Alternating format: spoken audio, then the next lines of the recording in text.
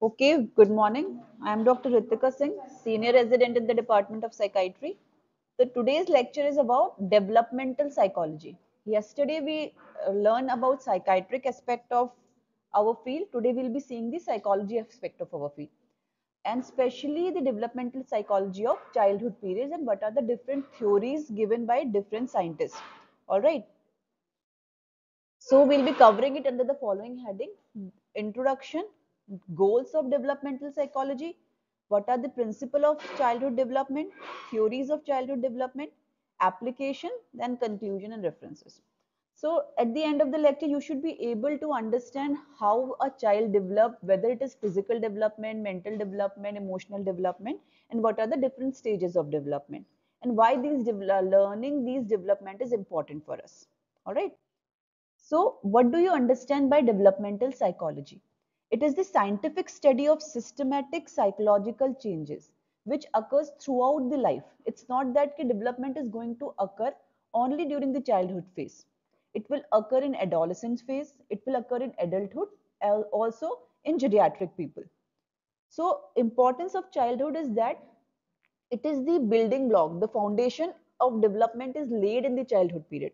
If this development is not has not occurred properly, the person will suffer in his laterhood. All right. So why do you understand? Why do we study childhood?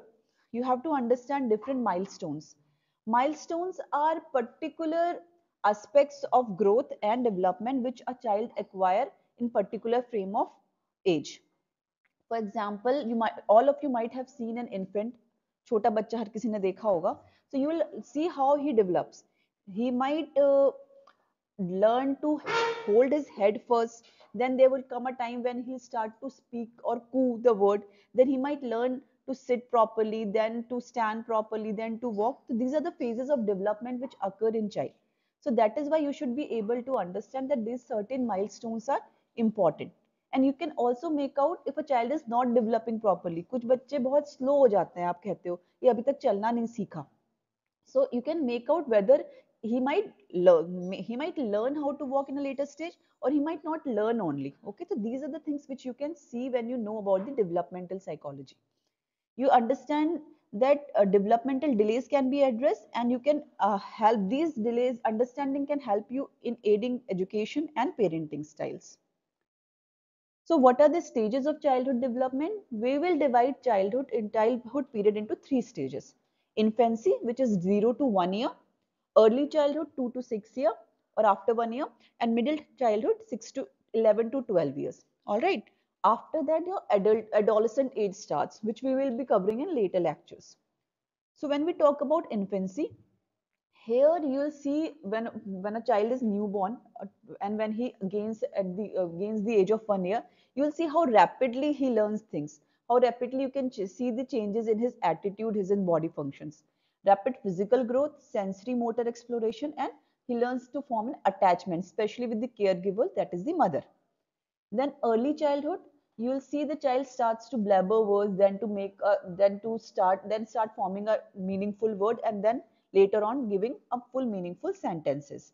He start to socially interact with people and start to have an imagination, or imaginatory play comes into existence.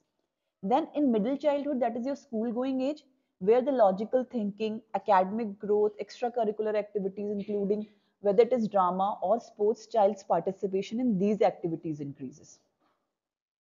Next is, what are the key goals of developmental psychology? What does developmental psychology focuses on? First of all, description. It describes what exactly the development is. It says universal growth pattern. That is a growth pattern which is followed in India. It will be followed in UK, in US, in every part of the world. Same developmental pattern is going to be there. We might have our cultural differences, regional differences, but the pattern of growth, physical, cognitive, emotional, is similar. Then it also explains nature versus nurture, that development is dependent on both, whether it is genetic predisposition or whatever the environment we are surrounding. So this is explanation about the understanding of genetics and environment. Next, it can anticipate developmental challenges. When you learn developmental psychology, as I have stated earlier, you can also make out if there is any delay, if there is something which is not going in the normal pace, then you can apply a useful intervention to resolve the problem which you are seeing in early stages. For example, a child of autism or ADHD or mild intellectual deficit, if you will take early intervention in these people, if you are smart enough to realize that these things are not going in normal framework, if you put an early intervention, the outcome will be much more better than when you realize it in the later stage. Okay. Okay. What are the principles of childhood development? Now, how the childhood development progresses. First of all, it says it is sequential. That means they are achieved progressively. Like one unskilled sequence will be attained first, then we will move on to more skillful things. Okay. One product will lay the foundation of the another one. Then it occurs in phases. There are going to be physical, emotional, and cognitive development. Some can coexist simultaneously. In some, physical development may occur first, then the emotional and cognitive development. These are the milestone chart. Okay, this is something in pediatric classes also. You'll see ki this tells ki mota at 1 month lifting of head, in 2 months following the item. Like for example, in 8 month child learns to sit without support. Later on, he'll learn how to stand, how to crawl, or how to walk. All right. Next is developmental proceeds at different rate. This is also important. Each child develops at its own pace, even though the sequence is same. कि unskilled पहले फिर skill बाद में, but the rate of growth can be different in different childhood. It is not that कि मेरा बच्चा 9 महीने में चला है तो उसका बच्चा भी 9 महीने में ही चलना चाहिए. That child can walk 10 months also, 1 year also, or 8 months also. But as long as the development sequence is followed correctly, child is developing in a normal phase, it is okay. Development is lifelong and continuous. As I have stated, you can learn new skills, you can build a new habit throughout the life. It is not that ki you can only learn certain thing in childhood, you can only learn certain thing in adulthood. Even the elderly people can culminate various strategies and various new skills. It is holistic and interrelated. Development is interrelated. For example, a baby who is physically very malnourished, okay, खाने को नहीं मिल रहा है, he is very underweight, there might be difficulty in his cognitive development as well. Okay, so it should be holistic in our frame. Baby should be developing in physical, in cognitive, and in emotional health as well. Okay, for example, a child is in a very traumatic environment, emotional well-being is not taken care of, his cognitive abilities can also get affected by the same. All right. Development proceeds from simple to complex. This we have learned. You develop simple skills first, later you combine to form complex abilities. बच्चा पहले खड़ा होना सीखेगा, फिर भागना सीखेगा. ठीक है? Next, from general to specific. The fine control of fingers will come in later stage, but control of arm will come first. Okay, so from simple to complex stage, the development will proceed. Again, it is influenced by heredity and environment, nature and nurture, which we have discussed already. There are critical and sensitive periods. So these periods should be dealt with caution. There is a period, for example, at around 3 years of age, child learn to identify himself or herself in a particular gender, that I am a male or I am a female. Okay, so this is a critical period. Example, toilet training, 2 years, approximately 2 to 3 years of age is critical period.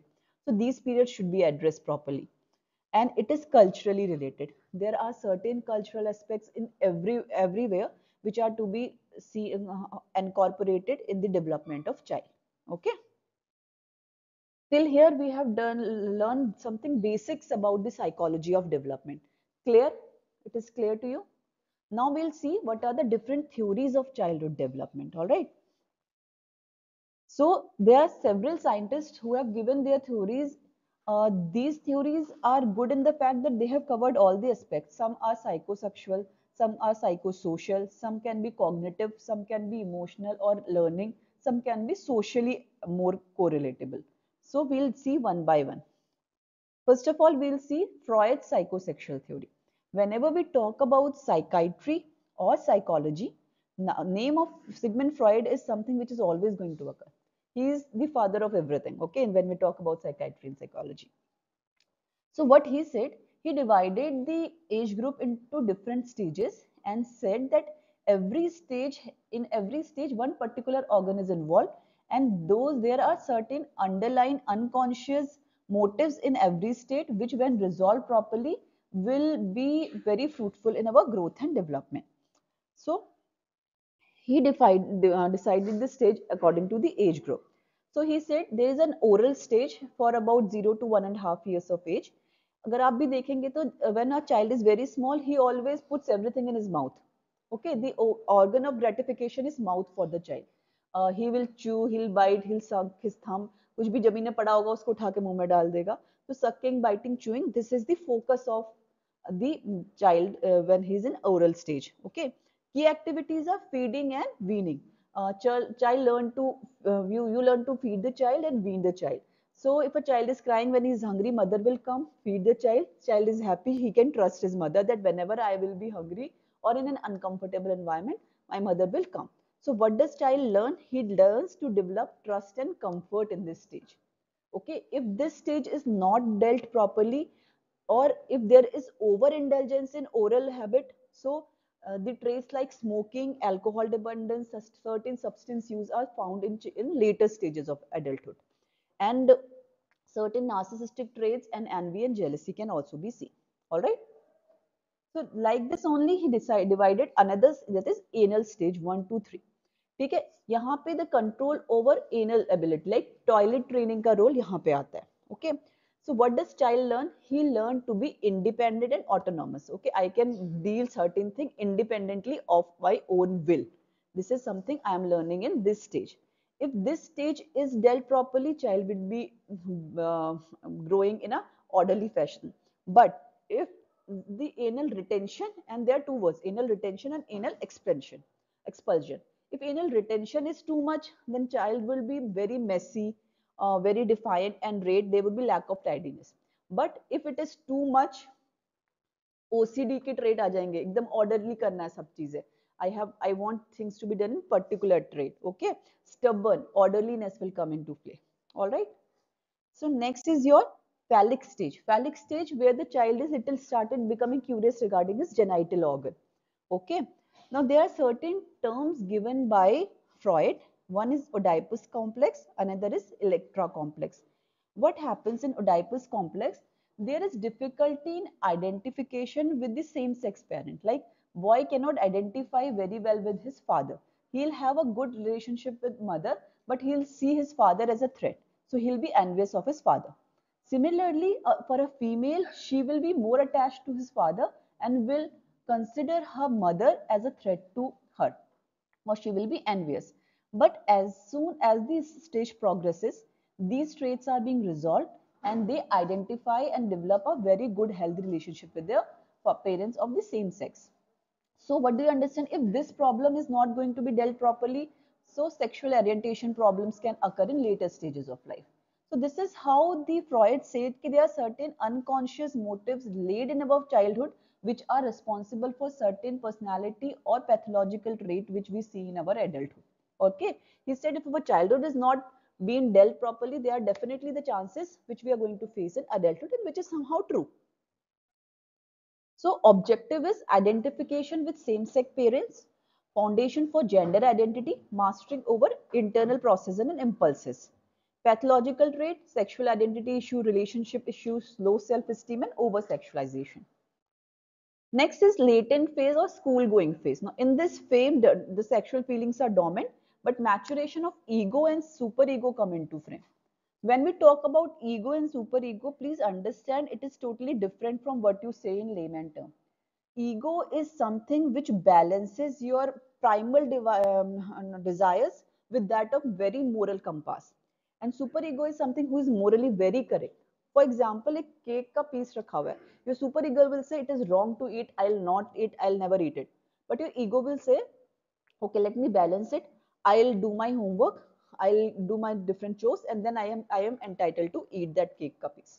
So this is how superego balances your id, which is the primal device desires, with your moral and compasses. Okay, so this stage formation occur in this latent phase. Here, social and intellectual development. When a child goes to school, he meets with his peers, he come in contact with different teachers, different students. people of different age groups, and he learned to have his own identity in this phase. Okay, so development of interpersonal relationship, gaining knowledge, engagement in schools and sports. Now if this stage is not dealt properly, if there is bullying or if a child is not going performing well, so social anxiety disorder can come, difficulty forming social relation, low self-confidence. If too much of rules and regulations are followed in this stage of life, OCPD again can develop in later stages of life. All right. Then there is a genital stage where the concept of romanticization, intimacy, and also the respect for others come, which we'll see in adolescent phase when we'll adolescent psychology will see. Okay, this is just a pictorial diagram of whatever we have seen right now. Oral stage, oral fixation, anal retention, obsession and compulsion, and anal expulsion, messiness behavior. Phallic stage, okay, curiosity regarding the genitals, and latency stage regarding the sexual feelings are repressed. Next, we have another scientist whose name is Erik Erikson. He also divided the age group into 8 different stages. We'll see first 4 stages in today's lecture. He said that it is if one stage is fully resolved, then the progress of late second stage is much more easier in a better way. So these all stages are interconnected to each other. You will find the similarities between the Erikson's social psychosocial theory with that of Freud's psychosexual theory. Okay, he coined certain terms like, for example, crisis or conflict. It is a turning point or challenge in particular stage which must be addressed. And if you resolve that crisis and conflict, you will get a virtue, a positive quality after passing the first stage. Okay.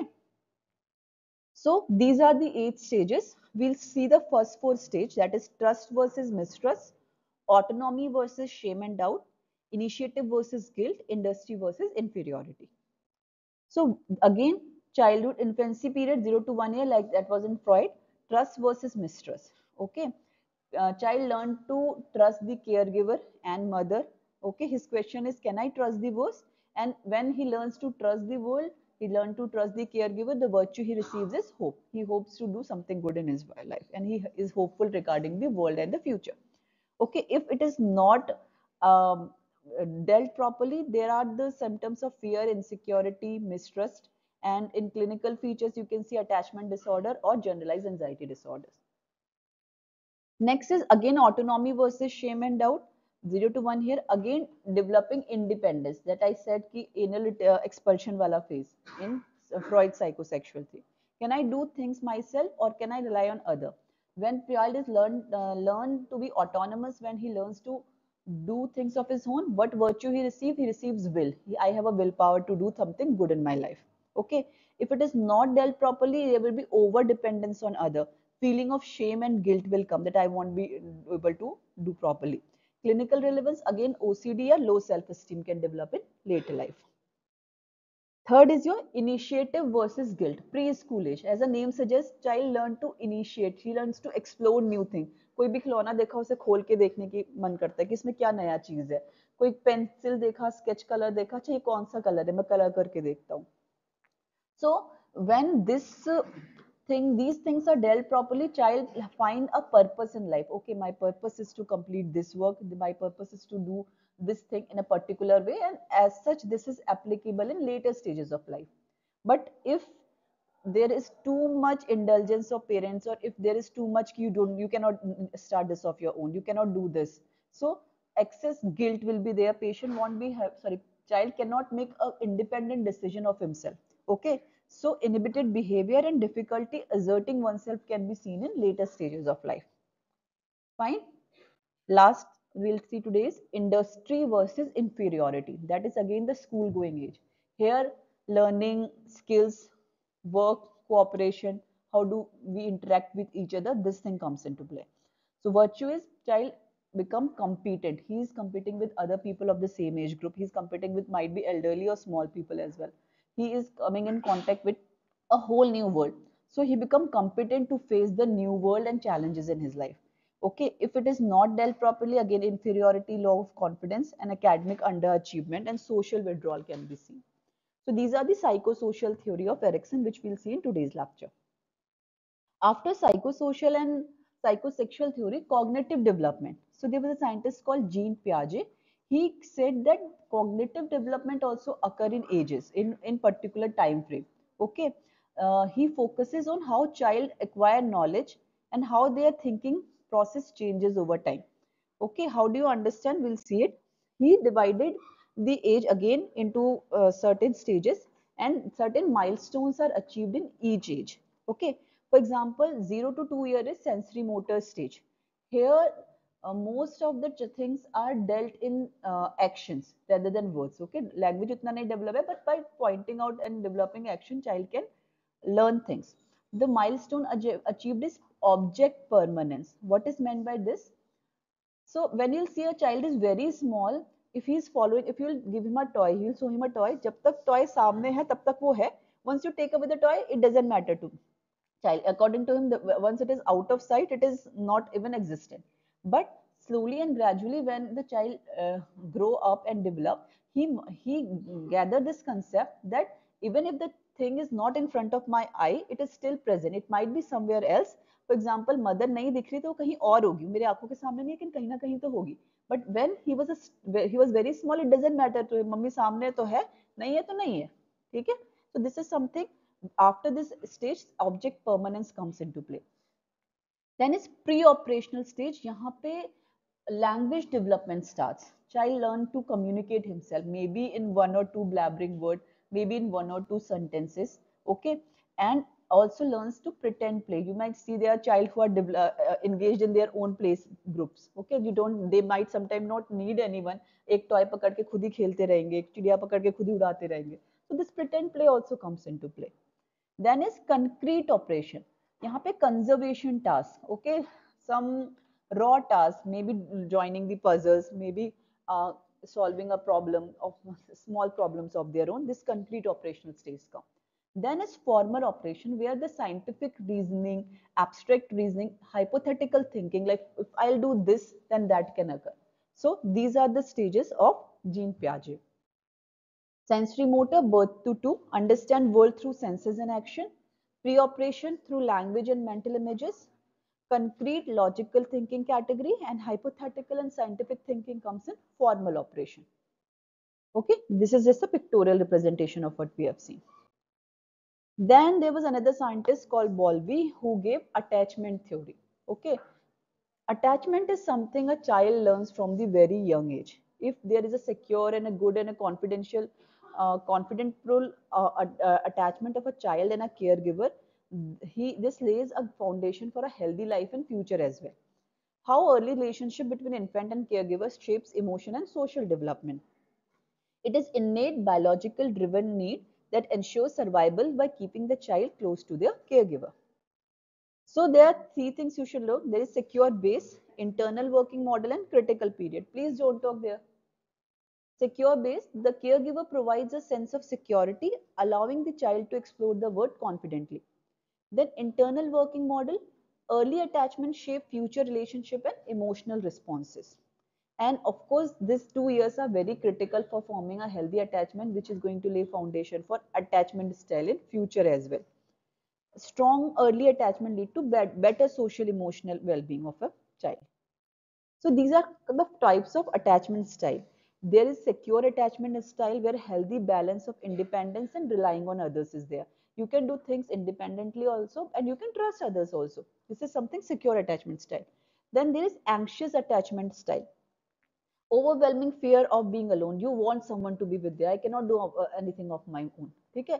So you have a negative sense of yourself and positive sense of other here. You are dependent on others to complete your work.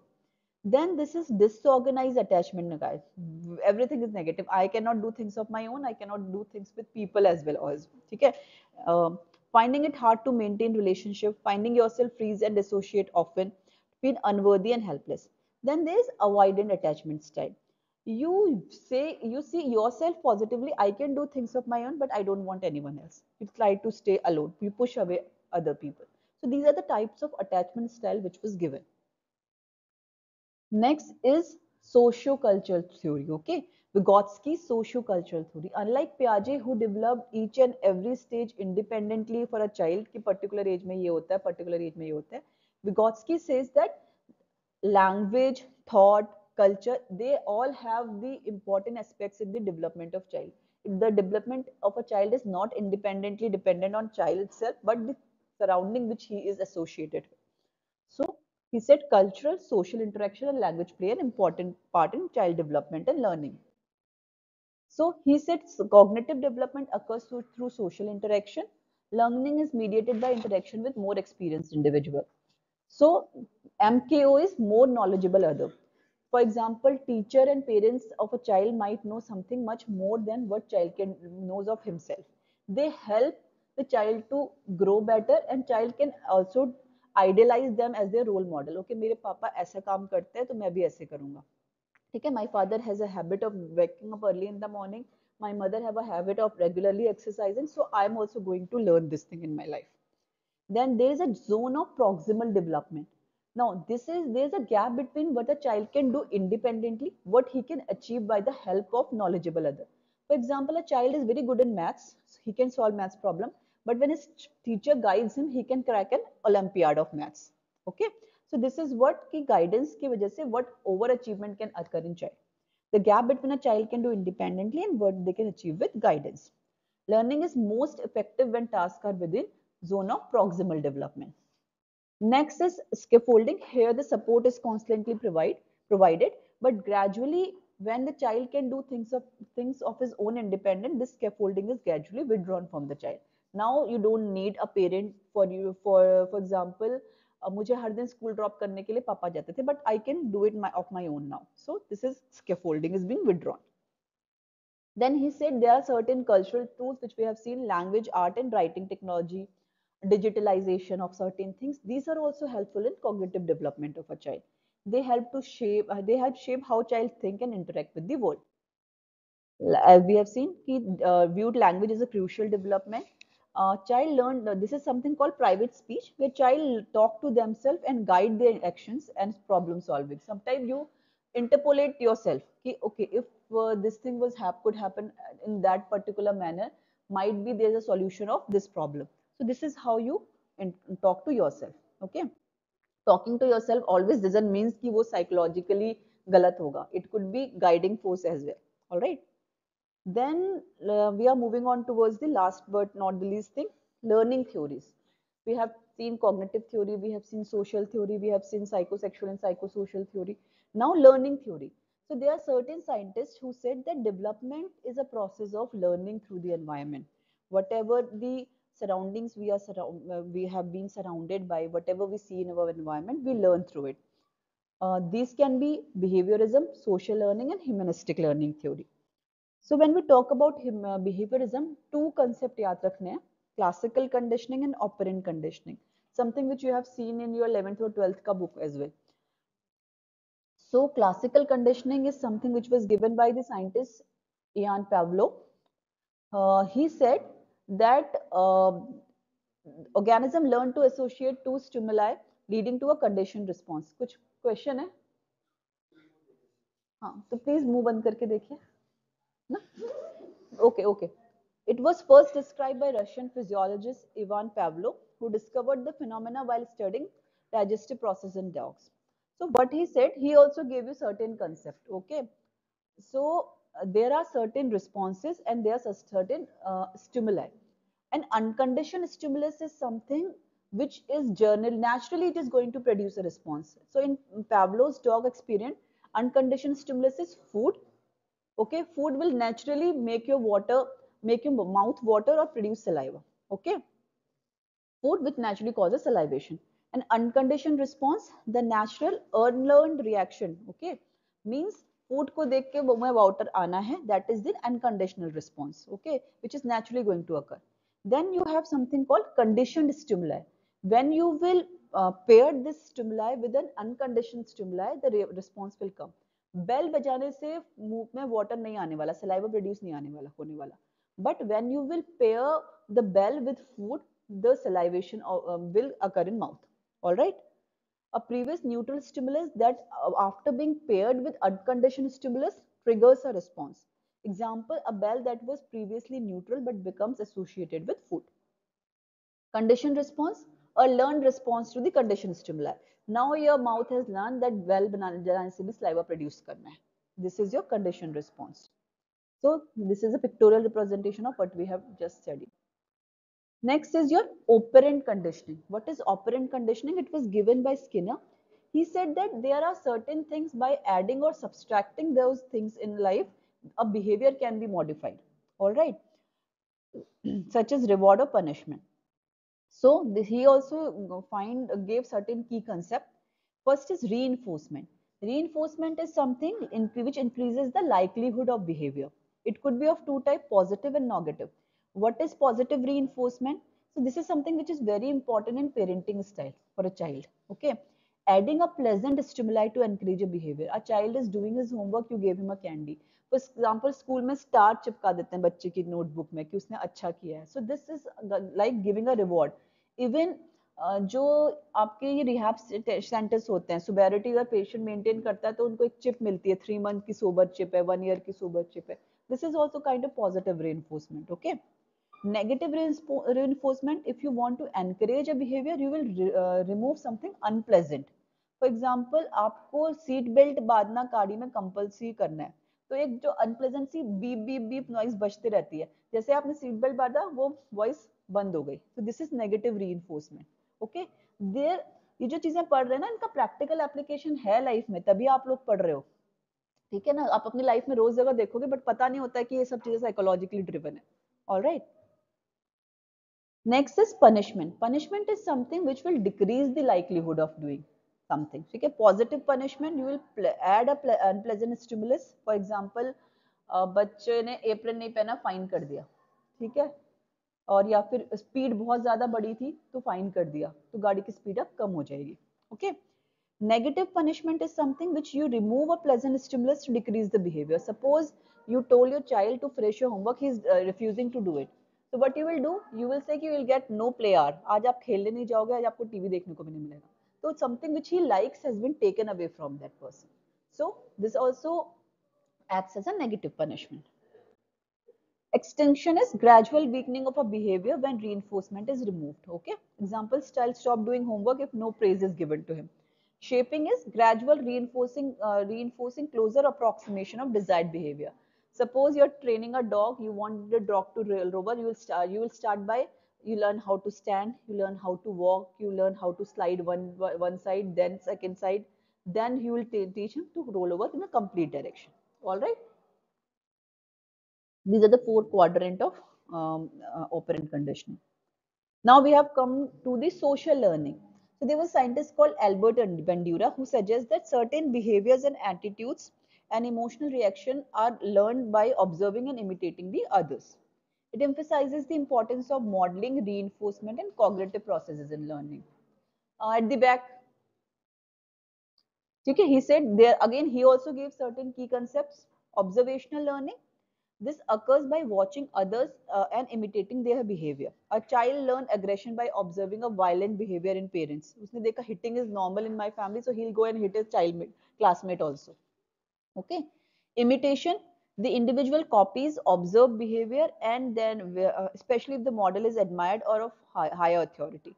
Like he will imitate a celebrity. The celebrity is wearing this cloth, I'll also wear this cloth. Okay. Then there is reinforcement. Learning occurs by observing the consequences of others' action. For example, a student see a peer being praised for good work, he is also motivated to do certain thing. I'll also do it in a certain way. Then determinism, that I am determined to do particular thing. A dynamic interaction exists between a person, their environment, and behavior. A child's aggressive behavior is influenced by home environment and vice versa. Then is self-efficacy. The belief is one's ability to perform a task successfully. Okay, if child is very confident, I can do particular math problem, and he'll attempt more difficult problem. So this is called self-efficacy. Again, a pictorial representation of how the things of learning, modeling, reinforcement, retention comes into play. All right. There was a very क्या बोलते हैं experiment was done which is called Bobo doll experiment. The children were divided into a group of 2 to 3 and they were made to observe how the adult deal with a particular doll. Some adults were hitting the doll, some were playing with it, and some were just neutral to it. So it was later on observed the children started to imitate what they see in the adults. Okay, the see, as you can see, it is written in picture also. It is seen on screen pictures also. Here, a child is observing an adult hitting the doll, so she remembers that, and now she is reenacting the same thing. Okay, the say that what I told you. You observe a child, parent in your house being violent to each other. This is something you will enact in your daily life as well. All right. Next is your humanistic theory given by Abraham Maslow and Carl Rogers. Here, the concept of free will, moral intelligence, this comes into play, and how we can improve ourselves. We'll have a quick go in this. The ultimate goal of human development is to realize its full potential. But to come into your full potential, you must go it in a stepwise fashion. So this is a pyramid which was given by Maslow. He said that the ultimate goal is self-actualization. That how can I be morally, creatively, and more acceptable? Experience can be very fruitful in my life. But for this, I should have a proper self-confidence, and this self-confidence is going to come when I am have the feeling of love and belonging with each other. But how to feel this love and belonging? But before this, I need safety and security. I should have a proper job, I should be financially safe, secure, and I should be physically safe. Now, but before this, you need physiological basic need, roti kapda makan wala jo needed, that should be maintained. So this is a step by step process. Okay. Next is your Carl Rogers, who said that individual perceive themselves will include the way individual perceive themselves, including their beliefs, values, and attitudes, lay the foundation of how they are going to be working in their later life. Okay, so he gave two models, congruent and incongruent. So in incongruent model, you have an ideal self and you have self image. If your self image, आपने सोचा कि ideal self is at the level of 8 or 9, but your self image is 1, you don't have any qualities which your ideal self has, so this is not going to result in a fruitful outcome. But when you have certain understanding of how I am and what I have to achieve, and they fall under a greater good categories of similarities, so there this is something which will help you attain your result much faster. Okay. Then again, person-centered theory is something which was given by Roser. He's told that the growth of an individual is dependent on three things. First, how empathetic he is towards the other, how positively he is being rewarded or not judged by the other, and how authentic and genuine the person is. So this all things are going to help him develop better in life. Okay. We are done with theories, we are done with developmental principle, but why are we needing, are we learning it? So there are certain applied application, certain things which we have seen in lecture only कि क्या क्या चीजें आपको benefit कर सकती हैं. Education and curriculum design, it utilizes developmental theories to create age appropriate teaching method that align with child's cognitive, emotional, and social stage. Then parenting and family support, how you are going to behave, your child is going to learn, and if there is problem in child, how parents should be able to identify in earlier stage and take a desired action. Then child therapy and interventions guide therapeutic approaches for emotional and behavioral challenges using insights from attachment theory, cognitive development, and psychosocial stages. Then healthcare and pediatricians, developmental milestones में अगर delay है, overall growth delay हो रही है, तो you should identify it much early and go and take a useful advice from the therapist. Then child welfare and special education tools can also be dependent on the following things which we have learned in the past in this lecture. All right. So to conclude, childhood is a very critical period. See, this is the last slide, so please be quiet. Attendance इसी के बाद मिलेगी. Developmental psychology help us understand how children grow, learn, and adapt through various stages. Then theories like Piaget's, Erickson's, and behavior theory helps to provide framework for understanding child's growth. Again, environmental factor, social factor, cultural factor, all have important role, and you can apply these theory in uh, your parenting, in education field, and in the treatment field as well. All right. Thank you so much. Is it clear? So the topic for today is developmental psychology in adolescence and its theory. So last time in last lecture we saw what exactly is developmental psychology, why is it necessary to understand how the human being develop, what are the key characteristic changes which occurs during the course of life in human being. Today, after covering the child part last time, we will be moving forward towards the another stage of human life, that is adolescence. So we'll be covering the topic under the following headings: introduction, development in adolescence, various type of development that are seen in adolescence, psychological challenges that we face in adolescence, then theories of adolescence. Very important, the role of parenting and mentoring, because this is an age where the role of mentoring comes into play. What are the role of parents to have a healthy adolescent life? And what are the mental health crises and what are the mental health interventions we can learn by seeing the developmental psychology of adolescence. So let us start with introduction. So adolescent is something जो कि transition phase है between adulthood and childhood. So an adolescent is someone who is not yet fully mature, but he has developed some reasoning and understanding of its own. The seek for independence comes into play. You're still fully not independent, but still you are trying to find your own ways. This is the, आप सभी लोग adolescent phase में रहे हैं, कुछ लोग होंगे. This is the phase where the change in the life starts. Okay. WHO defines adolescence as ages between 10 to 19, but this age group can vary in some cultures, some other contexts. Okay, some places it might be 13 to 19, some places it might be 12 to 18. So this is something which varies. Globally, there are approximately 1.3 billion adolescents, which approximately accounts for 16% of world's population. So if you see, this is the age group जो आगे जाके adult बनने वाली है, जो आगे जाके manpower बनने वाला है किसी भी country का. This age group is going to go into forces, is going to become different areas of life में different cultural, different occupational growth के लिए responsible होने वाला है. In India also about 1/5 of the population is of that age group. So adolescence can later be divided into three phases: early adolescence, middle adolescence and late adolescence. So what are the characteristics of adolescence? What changes do you see in adolescence? First of all, there is rapid physical growth and there are certain hormonal changes. Emotionally also, if you will see, if you all have any younger sibling in your house of this age group which is described here, you will see कि उनके mood swings बहुत ज्यादा होते हैं. उनको उनकी बात नहीं मानते तो बहुत जल्दी गुस्सा आ जाता है, या फिर उनको लगता है कि अभी मैं बच्चा तो नहीं रहा हूँ. दिस इज सर्टेन थिंग, एक फ्रेज है जो बोलते हैं इस एज में. Social and cognitive maturation, increased independence and self-awareness. So intense and variable emotional state, high need for for support and acceptance, strong natural preoccupation with appearances. अभी they'll try to groom their self also better. अभी mummy papa का लिए हुए कपड़े नहीं, अपनी पसंद के लिए हुए कपड़े पहनना पसंद करते हैं. Transition, it is an age for transition from childhood to adulthood. So this is something a journal gist about what exactly adolescence is. So why do we need to study the adolescent psychology? Because it helps in understanding identity formation.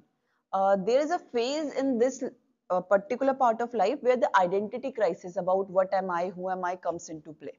So if we understand this phase properly, the formation of identity, understanding oneself become easy in later stages of life. It also provides insight for guiding adolescents through various challenges, whether it is in the field of academic, any extracurricular activity or their emotional health. If you understand the developmental psychology of the adolescent properly, as a mentor, you can guide them how to go ahead in their life. Next is, what are the development in adolescence? So as I told you, it is the age of change, growth and development.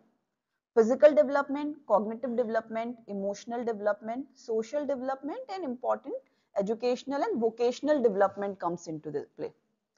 So what do you see in physical development? Hormonal changes, sudden growth spurt you will see. Okay, it is the age of stress and storm. There are certain fluctuation of certain hormones जिसकी वजह से rapid changes आएंगे body में, growth आएगी body में, change of voice, growth of hairs in pubic areas, okay, development in other areas of life as well. So if you see in female, puberty is initiated by raise in estrogen, which is the primary female sex hormone, whereas in male it is testosterone. So the hormonal shift, female में आपका breast development दिखेगा, ठीक है, and menstruation changes आएंगे, whereas in male आपका beard आना, secondary sexual characters आना, ठीक है, and mood swings are seen equally in both. Then is your cognitive development. Here अभी इंडिपेंडेंस थोड़ा कॉग्निटिव डेवलपमेंट की तरफ आ जाता है कि problem solving, making reasons, logic अपने आप से करने लगता है बच्चा. पहले तक हर चीज पेरेंट्स से पूछते थे या टीचर से पूछते थे, अब खुद का रीजन लगा के भी कुछ चीजें समझ में आने लगती है, सॉल्व करने लगते हैं, ठीक है. Moral reasoning regarding what is right, what is wrong also comes into play. कि मुझे क्या करना चाहिए, क्या चीज लॉ अबाइडिंग है, क्या चीज मॉरली सही है, क्या चीज मॉरली गलत है, इसका एक आइडिया अभी लगने लगता है एडोलेसेंस फेज में. If you all can recall your time, तो आपको भी याद होगा कि जब आप थोड़े 13-14 साल के होंगे तो आप लोगों में भी थोड़ा इंडिपेंडेंटली सोचने की हैबिट आ गई होगी तब तक. All right, next is emotional development. Emotional sensitivity and mood swing, as I already told you, and the emergence of self का concept, self esteem, that something कुछ करके खुद को अच्छा लगता है तो हम उस चीज को ज्यादा करेंगे, yes this thing is going to be beneficial for me, like I need a group of friends because मुझे उनके साथ घूमना अच्छा लगता है, ठीक है. Then the concept of peer and their need also comes into play. So identity crisis, feeling extremely sensitive, having contradictory thoughts. हमेशा बचपन में तो जो पेरेंट्स ने कहा वो सही है, अभी नहीं, ये गलत भी हो सकता है. Having reasoning to that thought also comes into play. Then social development. Social development में so shift from family centric to peer centric relationship. अब दोस्तों की इंपॉर्टेंस लाइफ में कि मेरा इंडिपेंडेंट भी एक सर्कल है जो मेरी फैमिली के बाहर है. Relationship forming, attraction towards opposite sex, increased influence of social media and technology. तो I think every one of you have a Instagram page or a Facebook page, but अभी जब आप कुछ साल पहले तक देखें तो जब तक आप 13-14 साल के रहे होंगे तब ये इतना नहीं था, but currently this is the age यहाँ पे अभी 12-13 की एज से ही बच्चे are very much active in the social media group as well. Okay. Then educational and vocational development.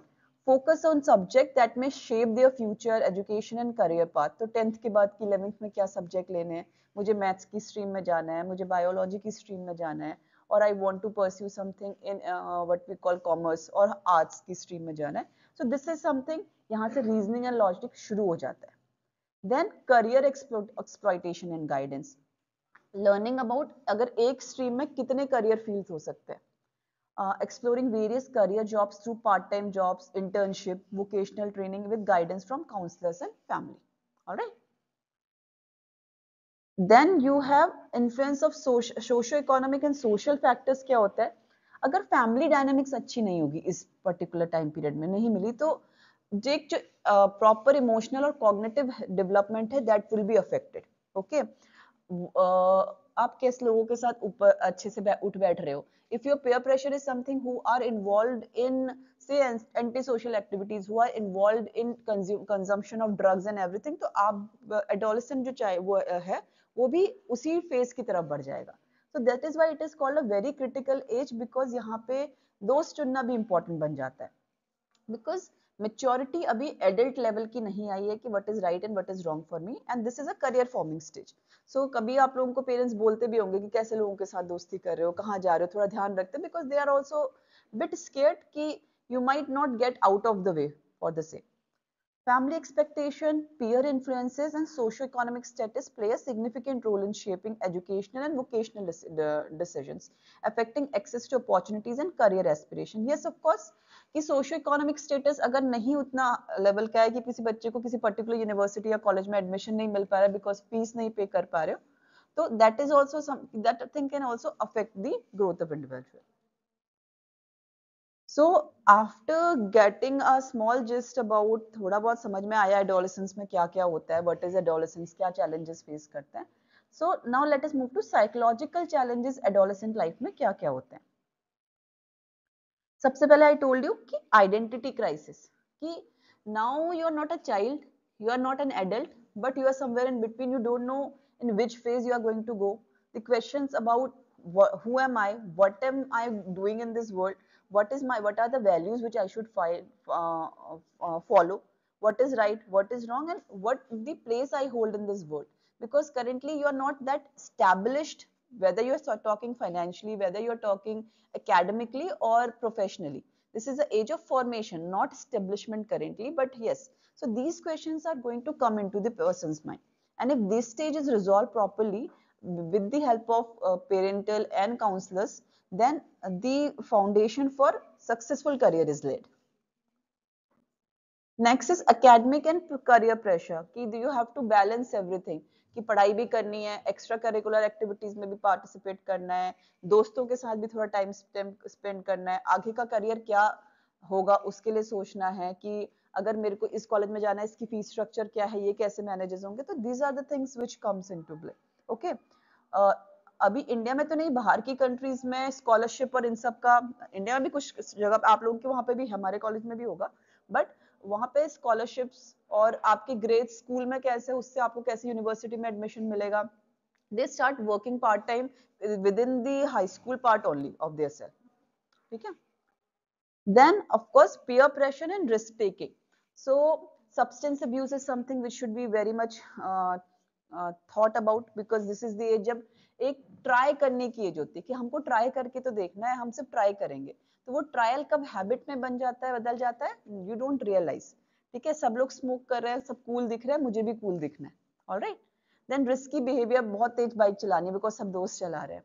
FOMO means fear of missing out. कहीं मैं, जैसे आप स्पेशली सोशल मीडिया की जो ये लाइफ है, उसमें कहीं मुझे कुछ छूट तो नहीं रहा है, मेरा पेज उसके पेज से कम फॉलो क्यों हो रहा है, what am I missing in life. ठीक है, लोग मेरे को कम क्यों व्यू कर रहे हैं. अच्छा, ही हैज और she has made certain videos and I am lacking, everyone वही रील बना रहा है, मैं नहीं बना रहा हूँ. और बार बार चेक करते रहना कि कुछ मिस तो नहीं हो रहा है. And also in delinquent behaviour, that is कुछ लॉ के अगेंस्ट जाना बिहेवियर. ठीक है, कुछ प्रॉपर डिस्ट्रक्टिंग बिहेवियर, ये सब चीजें भी इस एज ग्रुप में कॉमन होती है, तो ध्यान रखना होता है. And of course mental health issues, anxiety, depression, body image and eating disorders like anorexia, bulimia, substance use disorder, ये सब चीजें because of changing lifestyle, more accessibility, more concern, ये सब इंक्रीज हो रहा है इन यंग एडोलेसेंस. इन चाइल्डहुड से, मतलब लेट चाइल्डहुड से एडोलेसेंट फेज में ये सब चीजें बहुत ज्यादा बढ़ के आ रही हैं. So these are the certain psychological challenges which an adolescent can face in his or her life. So after covering that portion, we'll move on to what are the different theories of adolescent development. Certain theories are which you have seen last time also. Freud's psychosexual theory we saw last time. Erickson's psychosocial theory. Piaget's cognitive development. Today we'll see, and Vygotsky's sociocultural theory also we have seen. We'll see the continuation part of the first three theory, and Kohlberg's moral development, which is something new, and Marcia's identity status theory is something new. All right. So if you all remember Freud's psychosexual theory, it is divided into different age group को अलग-अलग stages में divide किया था. So जो infant वाला stage था, उसमें child was more occupied with his mouth, कि सब चीज मुंह में डालता था. Then there was anal training stage. Then there was phallic stage when genital curiosity comes into play. Then it was latent stage जहाँ पे sexual feelings are repressed but more engagement in extra sports, studies, इन सब चीजों में ध्यान देता है. Then comes genital stage, which is puberty to adulthood. ठीक है, maturing sexual interest comes. So the more focus is genital mature sexual relationship. Develop and key activities are developing healthy adult relationship, and adolescence learns to behave, learns achieving balance between various areas of life, whether it is work, whether it is love, whether it is family. And if this area, if this stage is not dealt properly, certain conflicts can be seen in adult life, like difficulty in intimacy or relationship. Okay. Next, if you remember, हमने Ericsson की 8 stages होती है आपको बताया था. तो first 4 we have already covered in child developmental psychology. So today we'll see the 5th stage, which is important for adolescent phase. Next 6th 7th वाली और 8th वाली जब adult और geriatric पढ़ेंगे तब हम देखेंगे इनको. So 5th stage is identity versus role confusion. So the focus on this stage is about exploring who am I, what is my personal identity, what values and belief system should I follow, and what is the ultimate goal which of my life is. Virtue is the child learn the adolescent love fidelity. Fidelity is something कि आगे वाले relationship में आप कितना honest रहते हो, आप just not relationship, अपने work के लिए कितना honest रहते हो, आप किसी भी चीज के लिए कितने committed रहते हो. Ability to commit to one's identity, value and relationship with sincerity and loyalty. If there is maladaptation, then there is going to be identity crisis and role confusion. And in a later stage of life, there would be difficulty forming and maintaining relationship. Okay, this stage is clear. Somehow similar to genital stage of Freud's, right? Next is, if you all remember, we have seen Piaget's cognitive development theory. So sensory motor, pre-operational, concrete operation and former operation. Sensory motor में जहाँ पे आपका object permanence आ गया था, ठीक है. Pre operational में आपका थोड़ा सा एक्शन करके कि प्ले गेम और ये सब चीजें आई थी. कंक्रीट में मोस्टली स्कूल गोइंग चीजों से कि आपका थोड़ा सा जो थिंकिंग है कंक्रीट थिंकिंग होगी. Then former operation जहाँ पे logistics, scientific thinking comes into play. So formal operation आपका adolescent age group और से adulthood तक चलती है. Adolescents develop the ability to think about concepts and ideas that are not directly observable, like morality, justice, hypothesis reduction, reasoning, scientific thinking जहाँ पे आ गई. अगर ये conversible चीज हो सकती है, ग्लास आधा खाली है तो आधा भरा भी हो सकता है, ये ऐसी जो सोचेस आती है. They can reflect on their actions and evaluate their decision making. Okay, please be quiet. Next is Kohlberg's theory of moral development. So this theory is dependent on ethical and decision making ability. So in this theory, it is divided into 3 levels, and each level is divided into 2 stages. Although the theory ka implementation comes into play from childhood as well, but more important से जो second part है जो use होता है वो adolescence में होता है. तो अगर आप देखें एक बच्चे को, छोटे बच्चे को, तो फर्स्ट स्टेज है प्री कन्वेंशनल लेवल है, उसमें स्टेज 1 है obedience and punishment. So child will obey everything in order to avoid punishment. ठीक है, मैं क्लास में हल्ला नहीं करूंगा नहीं तो मुझे क्लास से बाहर भेज दिया जाएगा. ठीक है, so the things which are right what are those जिसको करके मुझे पनिशमेंट नहीं मिलेगा. ठीक है, next is individualism and exchange.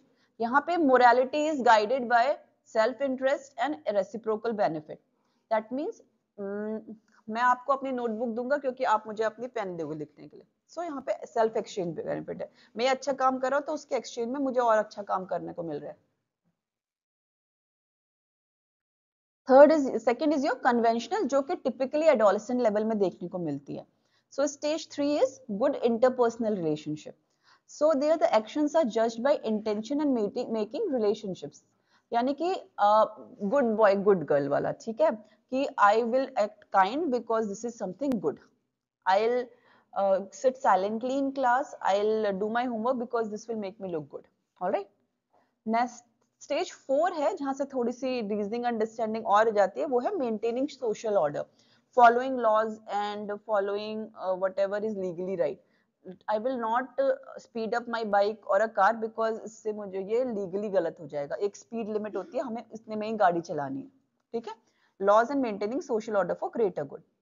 Next is post conventional level, जो कि थोड़ी मेच्योरिटी पे आती है. स्टेज 5 है social contract and individual rights. इसमें देखता है कि until unless आपका कोई laws can be flexible if social and contracts that should promote the greater good is maintained. That means कि ठीक है, अगर भाई मेरे घर में किसी का एक्सीडेंट हुआ तो मैं तेज गाड़ी चला के जा सकता हूँ. ठीक है, I will not mind speeding if I needed somewhere. Then sixth is universal ethical principle which is very difficult to attain. This is something जो कि वेरी एडवांस्ड है. Abstract principle like dignity, human right, human beings उसकी life सबसे ऊपर है, law से भी ऊपर है, गवर्नमेंट से भी ऊपर है, ये बोलता है ये चीज. ठीक है, सो दिस इज आपकी मोरल डेवलपमेंट. तो यहाँ पे मोरालिटी को कि मोरालिटी हर एज ग्रुप में चेंज होते रहती है कि बच्चों के लिए मोरली चीजें क्या सही है क्या गलत है is different from what is that for adult and what is that for adolescence. All right, then Vygotsky's we have seen last time कि सोशियो कल्चरल लैंग्वेज ये सब कंबाइन करके एक इंसान की डेवलपमेंट में हेल्प करती है. We also saw the concept of zone of proximal development, और एक बच्चा एक मैथ का प्रॉब्लम खुद से सॉल्व कर सकता है, लेकिन उसकी टीचर कोई हेल्प करेगा, मोर नॉलेजेबल अदर उसको हेल्प करेगा, तो he can crack the math olympiad. ठीक है, next is your Marshall's identity status theory. Okay, so what Marshall's identity status theory says, it is divided into 4 identity status which are based on 2 dimensions. One is how much you explore and how much you are committed towards your goals. Exploration is actively questioning and examining values, beliefs and goals, whereas commitment is making decision and committing to the set of choices in various areas of life. So first is your identity diffusion. यहाँ पे ना exploration है ना commitment है. Okay, no exploration, no commitment. So child or adolescent is confused. There is lack of future direction and goals, like and motivation. Okay, individual is indifferent and apathetic about identity. Next is identity foreclosure. Commitment है लेकिन exploration नहीं है. Parents ने बोला कि तुमको engineer बनना है तो इंजीनियर बनना है, मुझे नहीं पता, मुझे और कोई चीज करनी नहीं है. ठीक है, कमिट तो you have, but you have not seen कि आपको और क्या, आप अपने आप से किसी चीज में अच्छे हो, कोई चीज आपको अच्छी लगती है, तो ये सब चीजें नहीं पता है. ठीक है, the individual adopts beliefs and roles handed down by parents और society without questioning them. It can lead to rigidity and dissatisfaction in later life. Then is identity moratorium. Okay, exploration है लेकिन कमिटमेंट नहीं है. सो ये आपको adolescent या early adult phase में लिखेगा कि you are seeking various part of life, you are seeking various part of jobs also, but you are not committed कि मुझे यही करना है. ठीक है, the individual experiments with different roles, beliefs और career, but has not settled on a decision yet. Critical age for identity development may cause anxiety and uncertainty, because आप surety नहीं है, अभी कमिटमेंट नहीं है, तो ये अच्छा भी हो सकता है, गलत भी हो सकता है, but at least you exploring out. Last is your identity achievement.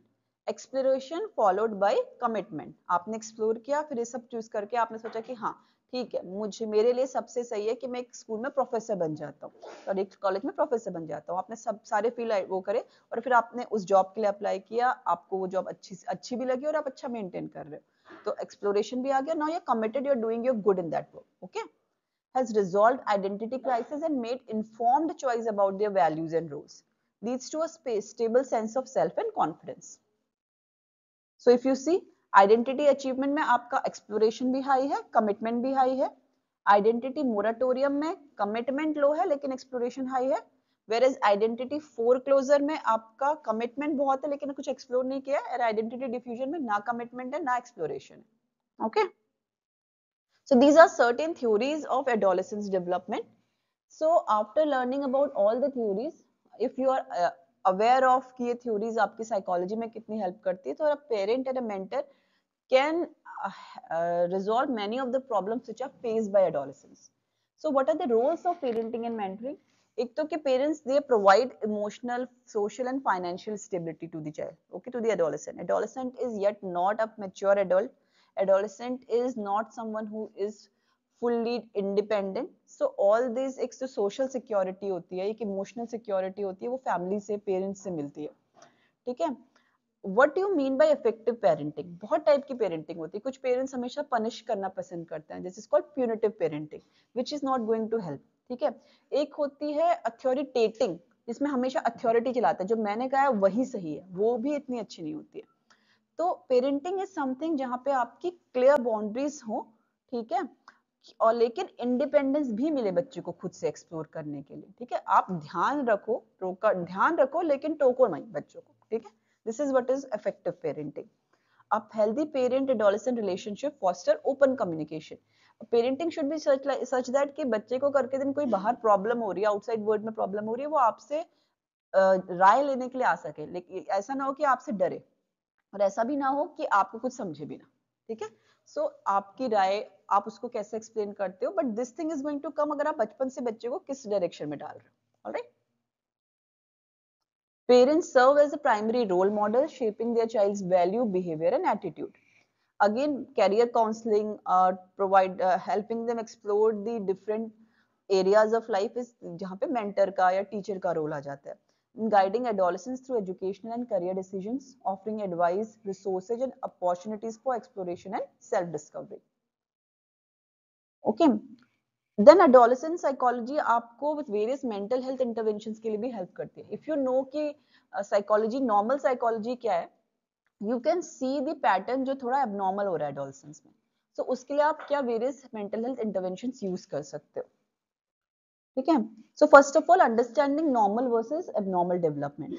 Normal development हर किसी टीनेज बच्चे को देखोगे थोड़े मूड स्विंग्स, थोड़ी आइडेंटिटी क्राइसिस, हर किसी को अपने आप को एक्सप्लोर करता है.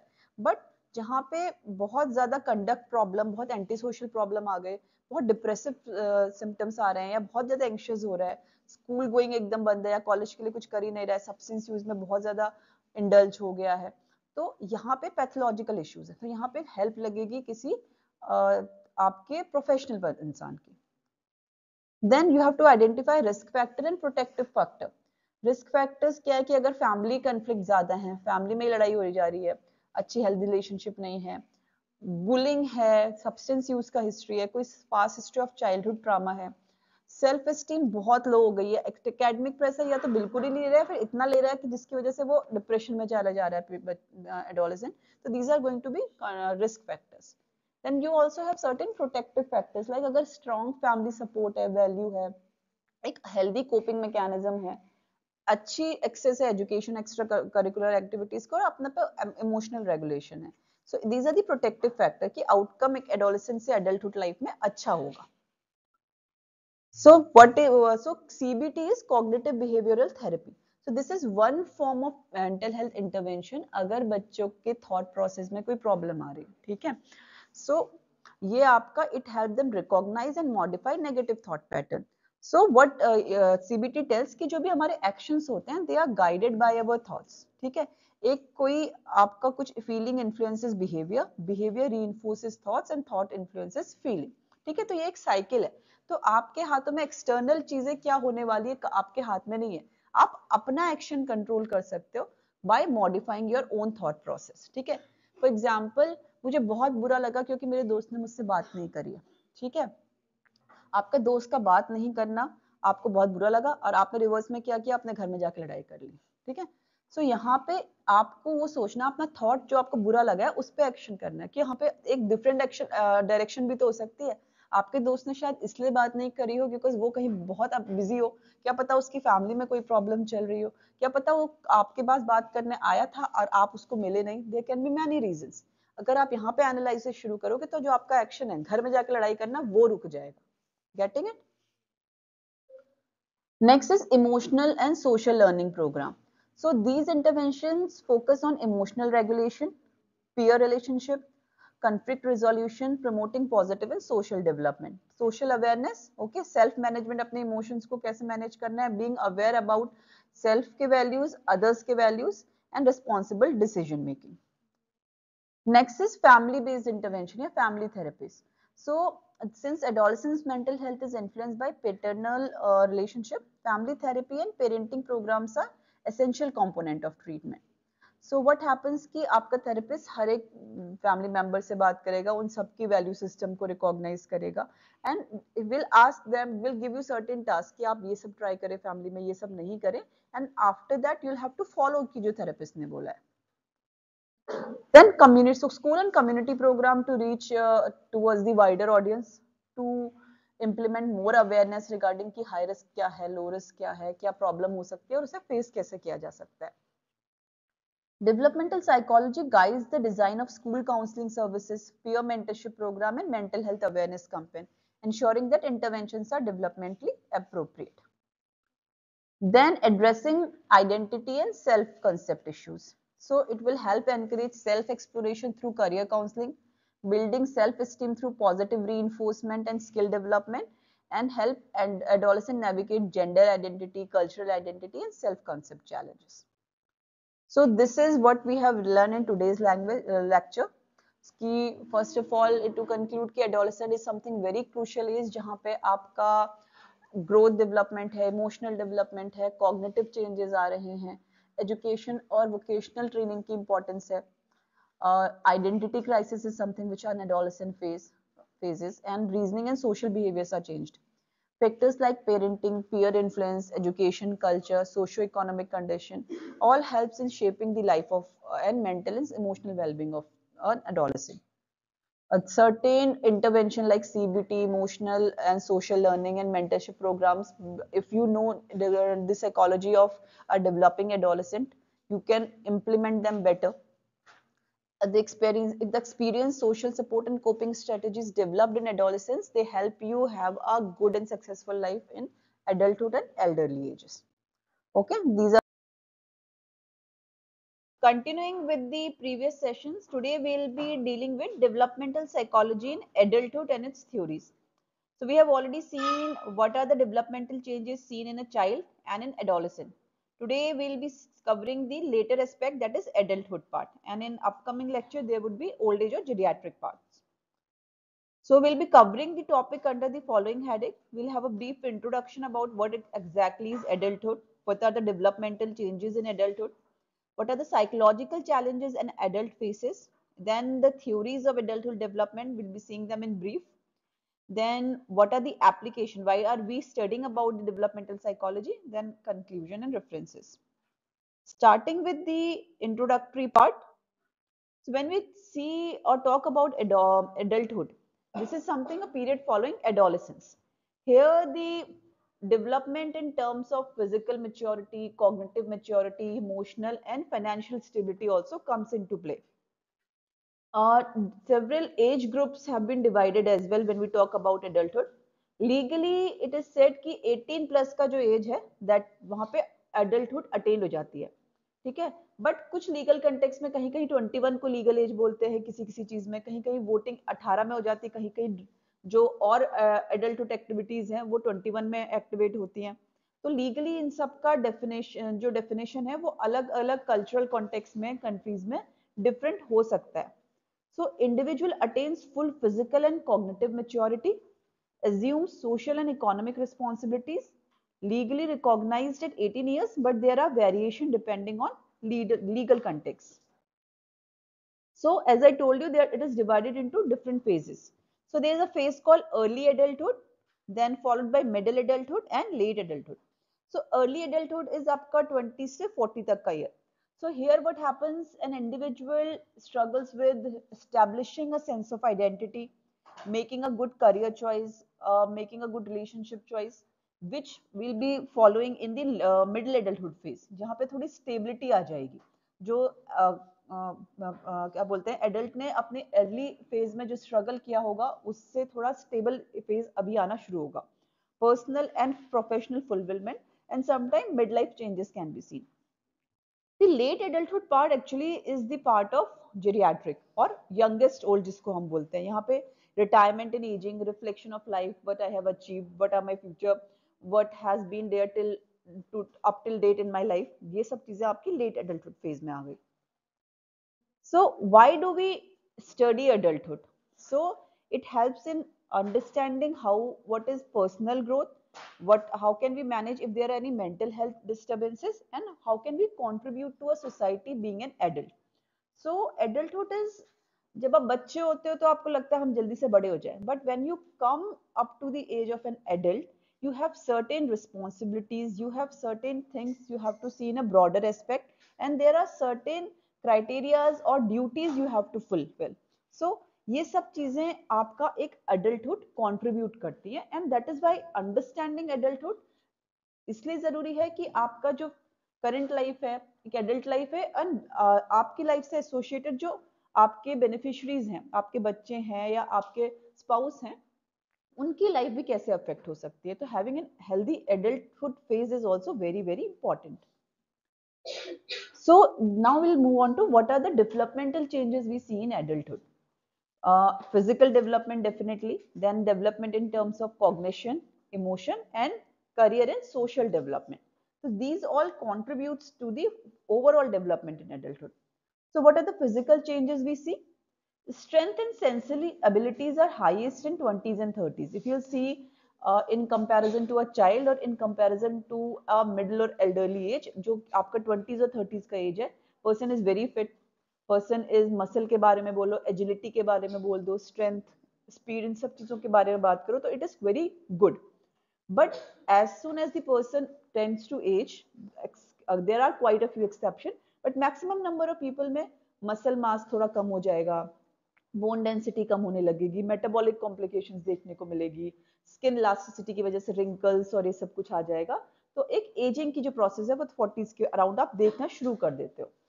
Then increase risk of chronic disease. एक तरफ तो आपका अर्ली एडल्टहुड में एक फिजिकल एक्टिविटी, स्ट्रेंथ, एजिलिटी बढ़ रही है, but then there is also increase risk of diabetes हो गया, हाइपरटेंशन हो गया, कार्डियोपल्मोनरी कॉम्प्लिकेशंस हो गए। तो इफ यू सी 40s के एज में या 50s के एज में maximum number of people will come with hypertension, with diabetes, with dyslipidaemia.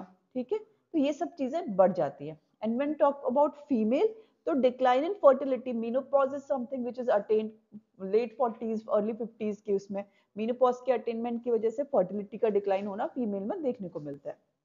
So they are going to be different hormonal changes as well. So these are the different physical changes you see in an adult. Then talking about cognitive development. So cognitive development की अगर हम बात करें, कुछ phases में बहुत अच्छी बढ़ोतरी होती है और कुछ चीजों में stagnation आ जाती है। When we talk about knowledge from past experience या फिर crystallized intelligence जिसको बोलते हैं, एक experience के दम से जो सीखना शुरू करता है adult, तो it remains stable और it improves. अगर आप किसी प्रोफेशन की बात करें, तो जो सीनियर होगा उसको ज्यादा अच्छा एक्सपीरियंस होगा जो न्यूली रिक्रूट है या जो जूनियर है।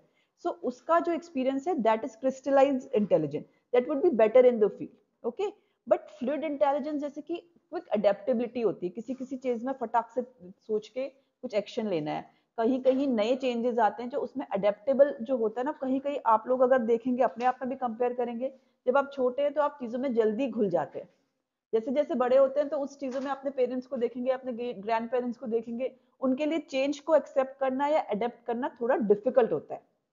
ठीक है, so think quickly, adapt to new situation, and quick problem solving ability declines with ages. But at the other hand better decision making skills with their professional and daily life in because of some cognitive and emotional maturity, ये improvement होती है। ठीक है, तो आपने देखा कि experience वाली नॉलेज तो अच्छी हो रही है, बट अडेप्टेबिलिटी वाली, क्विक चेंजिंग वाली नॉलेज में थोड़ा सा स्टेग्नेशन आ जाता है when we attend a phase of adulthood. Next is emotional development. So emotionally also, जैसे आपने, if you compare it to your adolescence which is a phase of stress and storm, I told you last time also कि emotional stability नहीं होती, quick mood changes होते थे adolescence में, but in adulthood एक emotional stability और maturity आ जाती है। Adults typically experience better emotional regulation and resilience compared to younger years. Forming deep and committed relationship, including marriage and parenthood, is a major milestone. Adulthood की बात करें, ठीक है? And in some cases, there is a term called midlife crisis, जो कि we'll see in later slides. Some individual experience identity re-evaluation in their 40s, questioning career and life choices. So emotionally also, there are several changes which we can see in an adult life.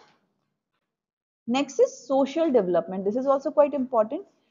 In comparison to an adolescent, आपका social circle when you reach to adult life कम हो जाता है, आपके दोस्त कम हो जाएंगे, आप बहुत ज्यादा outgoing नहीं होंगे, आप थोड़ा cut down करेंगे चीजों में, लेकिन जो close circle होंगे they will be more reliable, उन पे आप विश्वास कर सकते हैं, you can call them when you have any problem.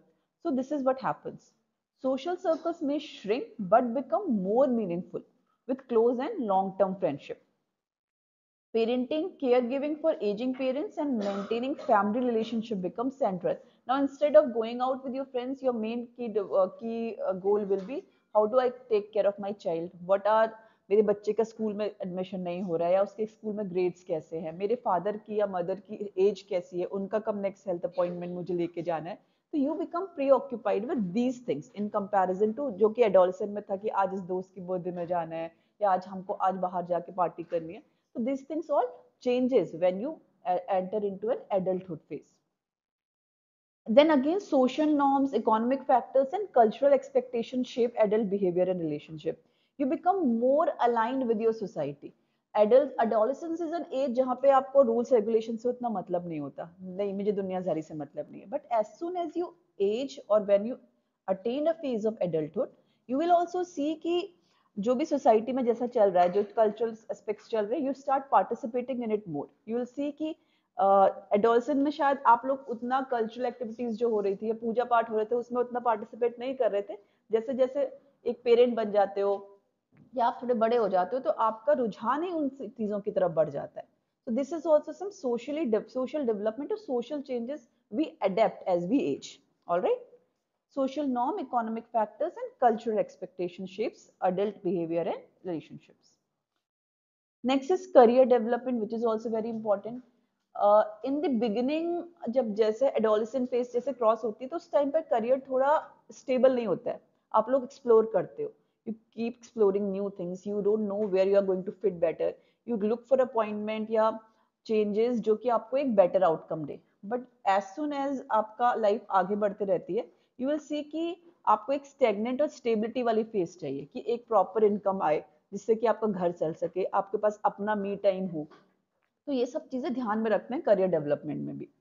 Early career growth, building skills, gaining experience, career advancement, it is marked by peak career performance, leadership role और job transition. Then important is work life balance, जैसे कि आपको काम भी करना है और आपको अपना मी टाइम, अपनी फैमिली के लिए भी टाइम चाहिए। तो this is also something very important because if this won't be done, आपका बर्नट आउट वाली जो फेज है वो आ जाएगी। You will be too occupied with your career and your work कि आपके पास फैमिली के लिए टाइम नहीं होगा, अपनी हेल्थ के लिए टाइम नहीं होगा। सो ये चीज वर्क लाइफ बैलेंस को डिफाइन करती है कि you are maintaining a good life between work and with your personal life. Okay, and of course job satisfaction is also important. किसी करियर में आप हो, पैसे बहुत आ रहे हैं but you are not satisfied, you are not happy in that place, that is also going to affect your mental health. Alright, and on the other hand कहीं पे थोड़ी पीस है but you are not earning well, that is also going to affect your career and physical या फिर जो financial needs घर में है। So you have to maintain a balance दोनों चीजों में। You are happy also, you like working, you're earning good enough to support yourself and your family, and एक बहुत ज्यादा preoccupied भी नहीं हो काम से, एक अपनी लाइफ मेंटेन्ड है। Alright, next is what are the different psychological challenges adult phase. तो क्या होता है कि आपको बच्चे ये तो सोचते हैं कि हम जल्दी बड़े हो जाएंगे, अब हमको कुछ रोक टोक नहीं होगी, हम अपने मर्जी से सारे काम करने लगेंगे। बट एडल्टहुड अपने आप में एक चैलेंजिंग स्टेज है। There are many changes जो कि challenges हैं जो आप ये फेस करेंगे। Let us start with stress and anxiety। क्यों होती है? बिकॉज वर्क प्रेशर ज्यादा है, फैमिली की, सोसाइटी की डिमांड आपसे ज्यादा है, आपको अपने आप से compete करते रहना कि आज मैं इतना कमा रहा हूँ, कल मुझे इतना कमाना है, आज मैंने ये प्रोवाइड किया है, कल मुझे इस चीज में एक्सेल करना है। अनलाइक चाइल्डहुड जहाँ पे आप केयर फ्री होते हो, right? So high stress due to work pressure, financial responsibilities and family demand, anxiety about career stability, social expectation and personal achievement, then comparison also comes कि मेरे friend की तो इतने पर एनम की job लगी है, मेरी कम क्यों है, वो इधर चला गया है, सेटल्ड हो गया है, मैं यहीं पे क्यों अटका हुआ हूँ। तो ये सारी चीजें भी आप लोगों को बहुत स्ट्रेस आउट करती है व्हेन यू आप एडल्टहुड के फेज में होते हो। Then difficulty maintaining a work-life balance leading to burnt out. We have already discussed that. Then is relationship and intimacy issues. बहुत बार एक adulthood की phase में आपके relationship conflicts दो लोगों के बीच में बन नहीं रही है। There might be many people who might be having an unstable relationship, marital conflicts, divorce, difficulty maintaining long-term relationships. ये सारी चीजें भी आपका contribute करेगी किसी ना किसी तरीके से mental health पे। Then dealing with child, his performance, especially अगर adolescent child है तो पेरेंट्स के लिए उसके टेम्पर टेंट्रम को डील करना वो भी मुश्किल की बात होती है। अगेन बच्चों में जो कंपटीशन है उसके साथ compete करके रखना, ये भी एक तरीके की प्रॉब्लम पेरेंट्स को देखने को मिलती है। So parenting stress including challenges in raising children और dealing with adolescent children. And again आपका सोशल सर्कल कम हो गया, आप फैमिली में प्री ऑक्यूपाइड हो गए, तो you don't have that group of friends जिनके साथ आप हैंग आउट कर सकते थे, आप एक सोशल कनेक्शन बना के अपना कुछ बात रख सकते थे। तो this leads to loneliness due to loss of friendship और social connections over time. Okay, next is midlife crisis. So this is something which is quite commonly seen 40s या late 40s या early 50s में कि लोगों को ये लगने लगता है कि हमने अपनी लाइफ में क्या अचीव किया है, अभी तो हमारी वो मतलब वो काश वाला फेज आने लगता है कि we have not achieved anything, और अचीव किया भी है तो I have missed many things in my life. You start questioning your life decision, was it correct decision कि जो मैंने करियर वो किया है। And again not accepting that I am ageing as well, ठीक है। तो ये सारी चीजें मिड लाइफ क्राइसिस को कंट्रीब्यूट करती है। Emotional distress caused by unmet life goals और feeling of stagnation, questioning past decisions related to career, relationship and personal growth.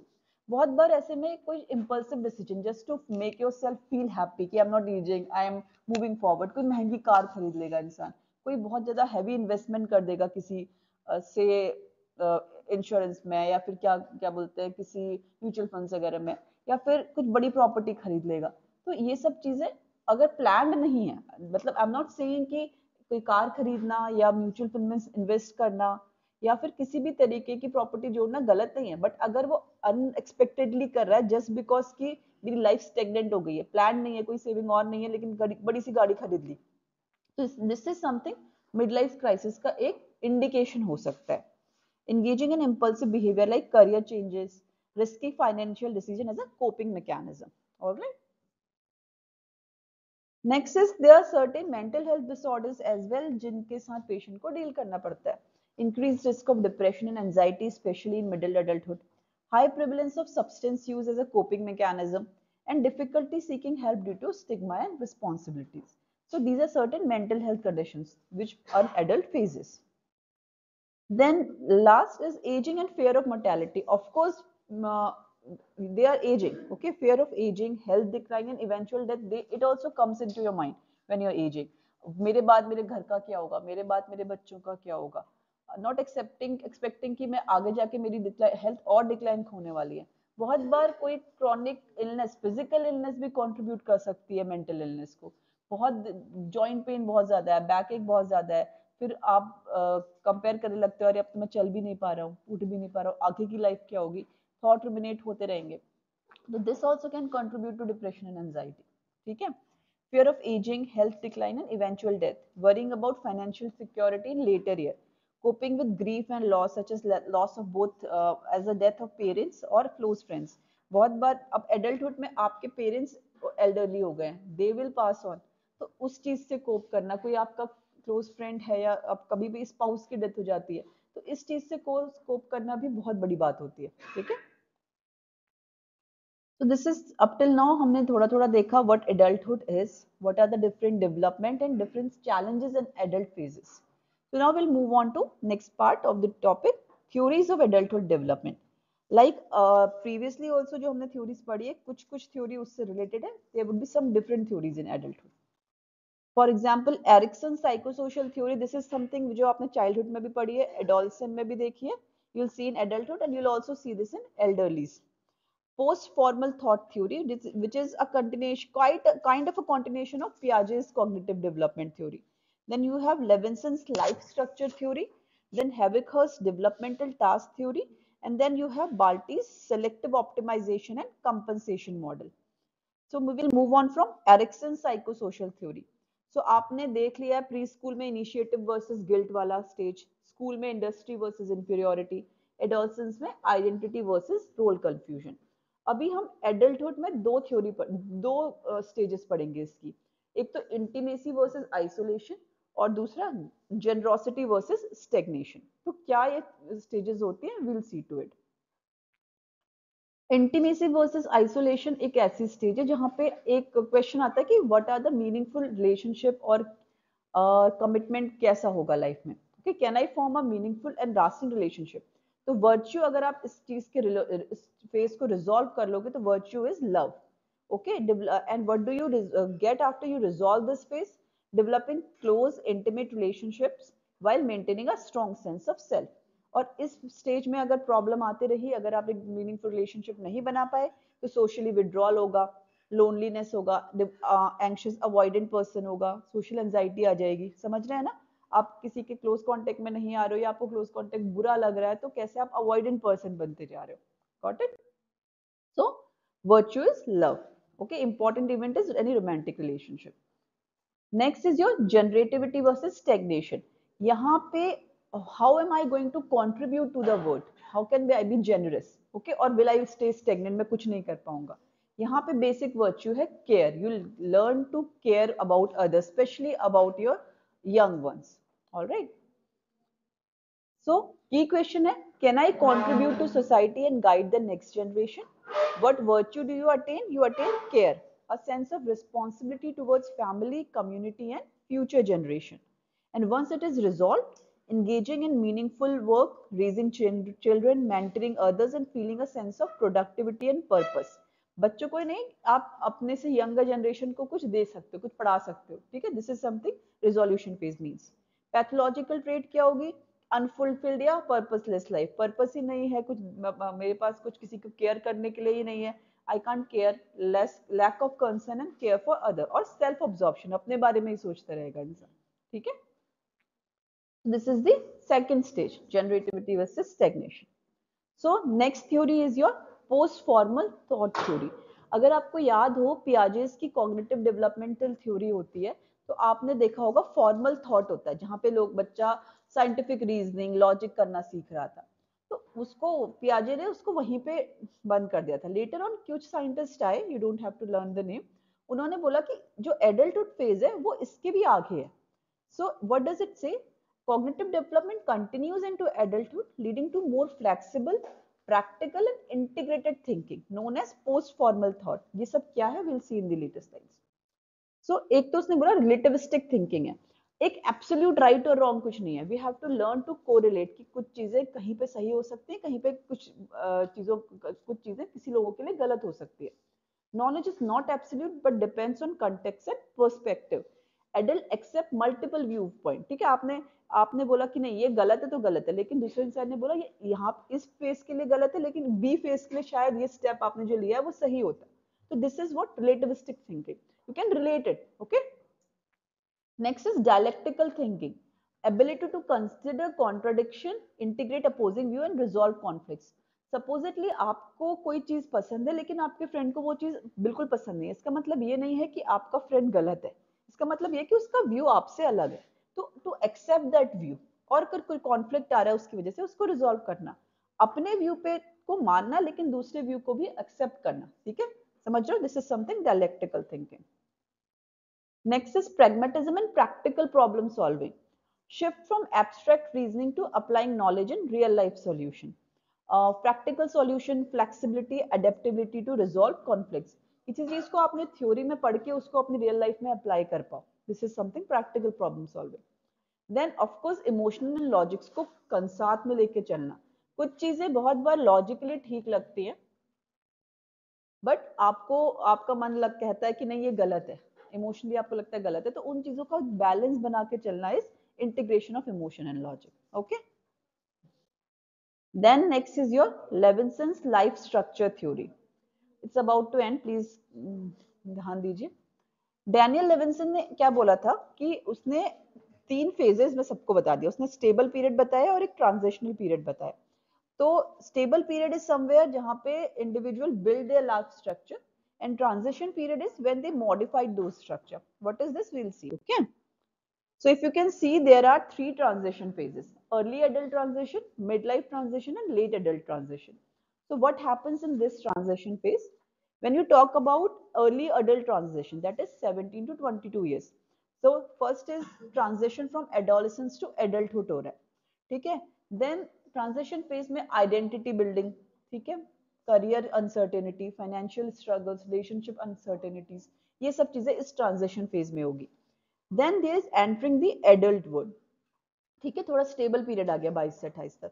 एक करियर में स्टेबिलिटी आ रही है, फाइनेंशियली अपने आप को बेटर करने की कोशिश कर रहा है एडल्ट, और अपना एक मीनिंगफुल रिलेशनशिप बना रहा है. ठीक है. Period of building an initial life structure, balance between stability and flexibility. Next is age 30 transition. Now this is something जहां पे आपको मेजर डिसीजंस लेने होते हैं. यहाँ के जो डिसीजन है आपको लाइफ टाइम चलने वाला है. So people reassess career, relationship and personal identity. It might lead to some career shift, maybe some relationship changes or major life changes, so that आगे की जो life है वो एक stable period में चल सके. That is settling down period, which is 33 to 40 years. Individuals make deeper commitments to career, relationship and long-term goal. Then next is your midlife transition, जो हमने already देखा था कि major midlife crisis आ जाते हैं इस phase में. अगर आपने इससे पहले वाले डिसीजन खराब हुए या आपको एक स्टेग्नेशन वाली फीलिंग आ गई, तो individuals question their achievement and may feel unfulfilled, or they can feel fulfilled as well. A crisis or major life reflection, often called midlife crisis, इस phase में आएगा. Then is your entering middle adulthood. Now यहाँ पे आपका जो मैंने बोला था कि आपका mentorship, generativity, legacy, कि मेरे बाद क्या होने वाला है, मेरे बच्चे मेरे को आगे कैसे बढ़ाएंगे, तो ये सब चीजें middle adulthood में आना शुरू करती है. Then your is late adulthood transition. यहाँ पे एक रिटायरमेंट प्लान बनाएगा, reflection on past life accomplishment, एक स्टेबिलिटी अपने से जो आगे वाली पीछे वाली जनरेशन है उसके लिए प्रोवाइड करके जाएगा. Shift from professional success to personal fulfilment and social roles. Alright, तो ये आपकी हो गई transition phases. Next is your, this is quite easy, Havikh's developmental task theory, quite similar to what we have already studied. इसने बोला था कि हर एक एज ग्रुप डिवाइडेड है और उस एज ग्रुप के अकॉर्डिंग आपके अलग अलग टास्क है. जैसे एक बच्चे का टास्क होता है चलना, बोलना, खाना पीना सीखना, फिर उससे बड़ा होता है तो पढ़ना कैसे है, लोगों से मिलना जुलना कैसे है. वैसे ही एडल्टहुड के फेजेस में भी कुछ कुछ टास्क है पर्टिकुलर एज के according. So this theory proposed that human development occurs through a series of developmental tasks that individuals must accomplish at different life stages. These tasks help individuals adapt to their environment and prepare for the next stage of life. So if you'll see just an example, early or middle adulthood में आप देखोगे तो there are certain tasks. Choose a life partner, establish a family, take care of home, establish a career, maintain a standard of living, perform your social and civic responsibility, adjust to physiological changes, maintain a relationship with spouse. ठीक है. And जैसे जैसे mature होते जाएगा तो अपनी health को कैसे करना है, रिटायरमेंट प्लान कैसे करना है, ये सब चीजें नेक्स्ट लेवल की आ गई. Alright. Now, last theory is Barty's selective optimization and compensation model. So, इसमें क्या बोला है कि जैसे जैसे हम एज में बढ़ते हैं तो there are certain things जिसमें हमको एक्सेल करना होता है, certain things जिसमें हमको कॉम्प्रोमाइज करना होता है. कुछ चीजें हम अच्छे से करेंगे, कुछ चीजें हम छोड़ेंगे और हम कुछ हेल्प लेंगे जिसमें कि हम चीजों को एक्सेल कर सकें. Explain how individual adapts to aging and life changes. So हमने बोला था सेलेक्टिव ऑप्टिमाइजेशन एंड कंपनसेशन. तो सिलेक्शन क्या है, इसमें आप फोकस करोगे अपने प्रायोरिटीज पे. Individuals identify and focus on the most meaningful goals because आपका टाइम, एनर्जी, रिसोर्स कंस्ट्रेंट्स आ जाते हैं. कभी पैसा नहीं है, कभी समय नहीं है, लेकिन करना सब चीजें हैं. ठीक है, कोई कोई चीजें जरूरी है, मुझे आती तो नहीं है लेकिन जरूरी है, तो उसमें भी मैं जो सबसे इंपॉर्टेंट है वही करूंगा. तो this is called selection. Then optimization, maximizing strength using efforts, training और technology to improve performance in chosen area.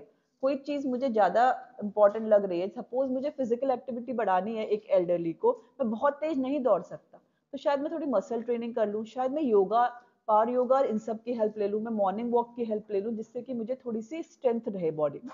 ठीक है, instead of hard core muscle मतलब कार्डियक ट्रेनिंग की जगह मैं एक मसल ट्रेनिंग ले लेता हूँ. Then compensation, adapting to limitation, using alternative methods or assistive tools to maintain function. अभी हियरिंग लॉस हो गया है तो हियरिंग एड ले लिया. ठीक है, ये आपका कंपनसेशन हो रहा है. सपोज एक एल्डरली है, उसको फोन यूज करना अच्छे से नहीं आ रहा है, लेकिन उसके लिए नेसेसिटी आजकल सब कुछ फोन में है. So what will do, he will select कि मैं शायद वीडियो कॉल करना, मैसेज करना, ज्यादा से ज्यादा एक व्हाट्सएप करना सीख लेता हूँ. बाकी जो फालतू की एप्स हैं जो मेरे काम की नहीं है, मैं उसको लिमिट कर रहा हूँ. ठीक है, मैं उसको नहीं करूंगा. उसके बाद इसमें भी मेरे को जो जब जरूरी है उसमें उसको ही मैं ज्यादा ध्यान देने वाला हूँ. कंपनसेशन के लिए मैं instead of learning touch and everything, मैं ऑडियो से नेविगेट कर लेता हूँ. मैं टाइप करने से अच्छा मैं बोल लेता हूँ. आजकल फोन में ये ऑप्शन भी है कि मेरी आवाज के वाया मुझे चीजें बता देती है, तो मैं ऑडियो नेविगेशन यूज कर लेता हूँ. सो this is how an elderly is compensating, जो चीजें उसके लिए उसको यूज करनी है. Getting it? चलो, तो यहां तक हमने पढ़ लिया थ्योरीज के बारे में. Next is why are we studying it and what are the application of developmental psychology in adulthood. So when you understand that psychological changes क्या आ रहे हैं और उसकी इंपॉर्टेंस क्या है, तो यू विल सी कि if we know ourselves well, so it can help us in choosing a correct educational institute or a path for ourselves, choosing a correct career option and struggling in a correct and a good way जिससे कि हम maximum achievement पा सके. At the same time, suppose education, skill development and cognitive training, helping individuals adapt to new job roles and technological advancement. Again, it helps in career planning, leadership training and work life balance. We have already seen कि आपको एक burnt out नहीं आना चाहिए, सब चीजों पे सही सही टाइम होना चाहिए. वो कब होगा? जब आपको पता होगा कि मेरे लिए क्या बेटर है, किस चीज से मैं खुश रह रहा हूँ. Guiding professionals through job transition and mid career changes. All right. Next is कि कुछ कन्फ्लिक्ट्स आ रहे हैं बच्चों को बढ़ाने में अपनी रिलेशनशिप में, तो applied in marriage counselling, parenting support and conflict resolution, improving interpersonal relationship and emotional intelligence. Again, assisting adults in adapting to physical and cognitive ageing. जैसे एज हो रही है, अगर समझ में आएगी मेरे लिए क्या इंपॉर्टेंट है, मेरे को फिजिकली स्ट्रेंथ रहने, हेल्दी रहने के लिए कुछ फूड में कट डाउन करना पड़ेगा, कुछ लाइफस्टाइल चेंजेस करने पड़ेंगे. अगर ये आपको अपने डेवलपमेंट में समझ में आ रहा है, तो you can have a healthy life in comparison to many others जिनकी लाइफस्टाइल अनहेल्दी है. So it could be applied in chronic disease management, rehabilitation, and geriatric care, assisting adult in adapting to physical and cognitive aging. Then used in therapies, crisis intervention, and stress management to help adult cope with anxiety, depression, and life transition. Next is, जैसे जैसे adult होते हो तो आपका एक social और civic role बढ़ जाता है, जैसे मैंने आपको पहले बताया था. सो व्हेन यू अंडरस्टैंड आपका रुझान अपनी सोसाइटी की तरफ आएगा, तो you can contribute to a society in a good way, you can mentor people, you can volunteer in certain good aspects. ठीक है. So helps in social work, civic engagement and retirement planning, encouraging adults to contribute to society through mentorship, volunteerism and community leadership. So overall when you see, एक adult healthy life के लिए आपने अपने आप को समझना, एक वर्क लाइफ बैलेंस अच्छा रखना, और अगर कोई भी कॉन्फ्लिक्ट्स आ रहे हैं उसे रिजॉल्व कैसे करना है, उसमें या तो खुद से समझना और दूसरों की हेल्प लेना. This is everything which can be used in applied part of clinical psychology. So will conclude by saying that growth and adaptation दोनों हो रहा है एडल्टहुड फेज में. You are learning how to change and you are also learning how to grow. Different adult development theory explain transition and challenges. Helping understanding adulthood helps development in managing stress, relationship, career, and emotional resilience. It guides career growth, education, healthcare, and interpersonal relationship. Successful adulthood involves adapting to life changes through problem solving and emotional regulation and learning lifelong. All right. So today is the concluding lecture of developmental psychology, where we'll be seeing the developmental psychology in old age and its theories. Okay. Up till now, we have seen childhood, adolescent, adulthood, and now the old age. So this will conclude the developmental psychology. We'll be covering it under the following heading: introduction, what are the different characteristics of old age, what are the different psychological challenges of old age, then developmental theories, application, conclusion, and references. So let us start with introduction. So when we talk about development, old age is said to be the final stage of development, which is characterized by, again, biological, psychological, and social changes. Now, different maturity comes, different changes as according to the age also sets up.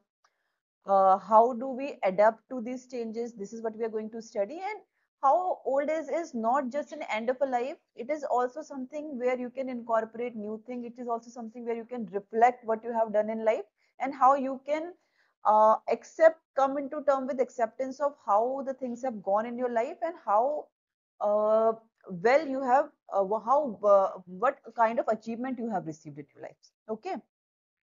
So commonly when we talk about, it is considered 65 years of age, but different cultural and context settings changes the age of what we define old age. Okay. So WHO characterizes old age as 60 plus in developing countries, whereas in developed countries 65. Whereas the United Nations says person who are aged 60 years or over, while recognizing the diversity of older person in terms of their needs, capabilities and experiences. Okay. So this 60 to 65 year is a window period जहां से old age का definition शुरू हो जाता है. Again, old age can be further divided into young old, middle or advanced old, oldest or very old. ठीक है. So 65 to 75 year is a time which is called young old. ये अभी अभी बूढ़े हुए. When people start transition from work to retirement, कुछ लोग अभी भी physically या cognitively active है, अपना काम कर सकते हैं. Next is your middle या advanced old. age between 75 to 85 when people start to experience functional loss, कुछ sensory neural hearing में दिक्कत आ गई है, थोड़ा vision दिक्कत आ गया है, joint position चलने में दिक्कत आ गई है. So this is something आपका functional loss middle age में होता है. फिर हो गया ओल्डेस्ट ओल्ड या वेरी ओल्ड 85 प्लस, जहाँ पे आपका स्पेशल केयर और सपोर्ट, मेमोरी थोड़ा ज्यादा कॉम्प्रोमाइज हो गई है, फिजिकल एबिलिटीज ज्यादा कॉम्प्रोमाइज हो गई है. तो ये सारी चीजें आपकी ओल्डेस्ट ओल्ड वाले में आ गई. Okay, next is what are the characteristics which see in elderly people. Okay, so we are going to see some physical changes, cognitive changes and other emotional changes what are going to occur. Okay, so in physical changes, sensory decline. Senses होते हैं 5 senses, पता है सबको क्या क्या होते हैं 5 senses? Very good, बोलो. हम्म, ठीक है, वेरी गुड. सो आपका विजन में लॉस, ठीक है, अगर हम सेंसरी लॉस देखें, hearing loss, decrease taste and smell sensation. Then mobility issue, अगर आपके घर में दादा दादी होंगे या कोई भी एल्डरली होगा, आपने देखा होगा चल नहीं पाते हैं, अगर बैठ गए तो उठने में दिक्कत, घुटनों का दर्द, कूल्हे का दर्द, ये सब कंप्लेंट्स वो बोलते रहेंगे आपको. ठीक है, arthritis, reduce muscle mass, reduce balance and coordination. Certain chronic illnesses, अगर किसी को कार्डियक इलनेसेस है या डायबिटीज है, हाइपरटेंशन है, तो उनका प्रोग्रेशन बढ़ जाता है, वो ज्यादा एग्रेसिव तौर से दिखने लग जाती है अगर वो पहले कंट्रोल नहीं की गई हो. Reduce metabolism and slower healing process. आपने ये भी देखा होगा कि जो एल्डरली है वो उनका डाइट भी कम हो जाता है, ज्यादा भारी खाना नहीं पचता, वो कहते हैं हमें थोड़ा थोड़ा खाएंगे. दूसरा कि अगर चोट वोट लग गई, तो अगर जब बीमार भी पड़ गए जुकाम से सिंपल, तो यू विल सी कि यंगर इंडिविजुअल जल्दी कोप अप कर लेते हैं in comparison to elderly people, को टाइम लग जाता है. सो दिस इज व्हाट आपका हीलिंग एबिलिटीज, इम्यूनिटी वगैरह सब धीरे धीरे कॉम्प्रोमाइज होना शुरू होती है. Then cognitive changes, you all know कि आपका decline in processing of speed and memory retrieval, कि नई चीजें जो फटाफट याद कर लेते थे वो नहीं हो पा रही है. हो सकता है कि वो पुरानी बातें याद हो कि हमने अपने बुढ़ापे जमाने में ये किया था, हम अपने बचपन में ये करते थे, लेकिन कुछ समय पहले की बात भूल गए हो, पिछले हफ्ते मैंने क्या किया था. धीरे धीरे मेमोरी डिक्लाइन अगर बढ़ेगा तो रास्ते भूल जाना, ठीक है, लोगों को पहचानना में दिक्कत आना, चीजें रख के भूल जाना, तो ये सारी चीजें शुरू हो जाती है अगर एक एडवांस एज में पीपल चले जाएं तो. Risk of neurocognitive disorders like Alzheimer's, dementia. Retained और इम्प्रूव क्रिस्टलाइज इंटेलिजेंस, जैसे मैंने बताया पुरानी विजडम है, वो नॉलेज है, वो रहेगी. ठीक है, अगर कॉग्निटिव चेंजेस में अगर कुछ बुरा हो रहा है तो कुछ अच्छा भी है कि एक एक्सपीरियंस के बेस में जो नॉलेज है, जो विजडम है, जो वाइस जिसको बोलते हैं, तो वो चीज रहेगी. Next is emotional and social changes. Increased life reflection and meaning seeking. Again, you can they आपने देखा होगा elderly people अपने पुरानी लाइफ के बारे में ज्यादा सोचते हैं कि हमने अच्छा ये चीजें अचीव करी है, ये चीजें गलती हुई थी, उसको हमने कैसे सुधारा. देन अगेन कुछ चीजें बहुत हार्मफुल भी होती है, जैसे स्पाउस लॉस है किसी का, किसी को बेरीवमेंट है, किसी का क्लोज फ्रेंड की डेथ हो गई है, फैमिली में जो सोशल सपोर्ट था, कोई अच्छा फ्रेंड है वो चले गए, तो लोनलीनेस की फीलिंग बहुत जल्दी आ जाती है इनमें. ठीक है, रोल ट्रांजिशन. अभी तक जो एक हेड ऑफ द फैमिली था, अभी वो रिटायर हो गया है. एक जो जो एक इकोनॉमिकल इंडिपेंडेंस थी, जो फाइनेंशियल इंडिपेंडेंस थी, वो चले गई है. तो ये सारी चीजें भी एक एल्डरली इंसान को झेलनी पड़ती है. Now he is more of a dependent person rather than taking care of the family, which he was doing earlier ages में. So increased life reflection and meaning seeking, potential for loneliness and social isolation, role transition, retirement, loss of spouse, friend, grandparenting. Many older adults develop resilience and effective coping mechanism over time. Then कुछ psychological challenges में आपने जैसे देखा, हमने cognitive decline में memory loss हो सकता है, लर्निंग प्रोसेस स्लोअर हो सकता है, इंफॉर्मेशन सीकिंग प्रोसेस धीरे धीरे हो सकती है. जो फटाफट मल्टीटास्किंग एक यंग एडल्ट कर सकता है, शायद एल्डरली नहीं कर पाए. वो एक टाइम पे एक ही काम करेगा, वो भी स्लोली करेगा. नई टेक्नोलॉजी आ रही है, कोई नई चीजें सीख रहे हैं फोन में, उसको समझने में टाइम लगेगा.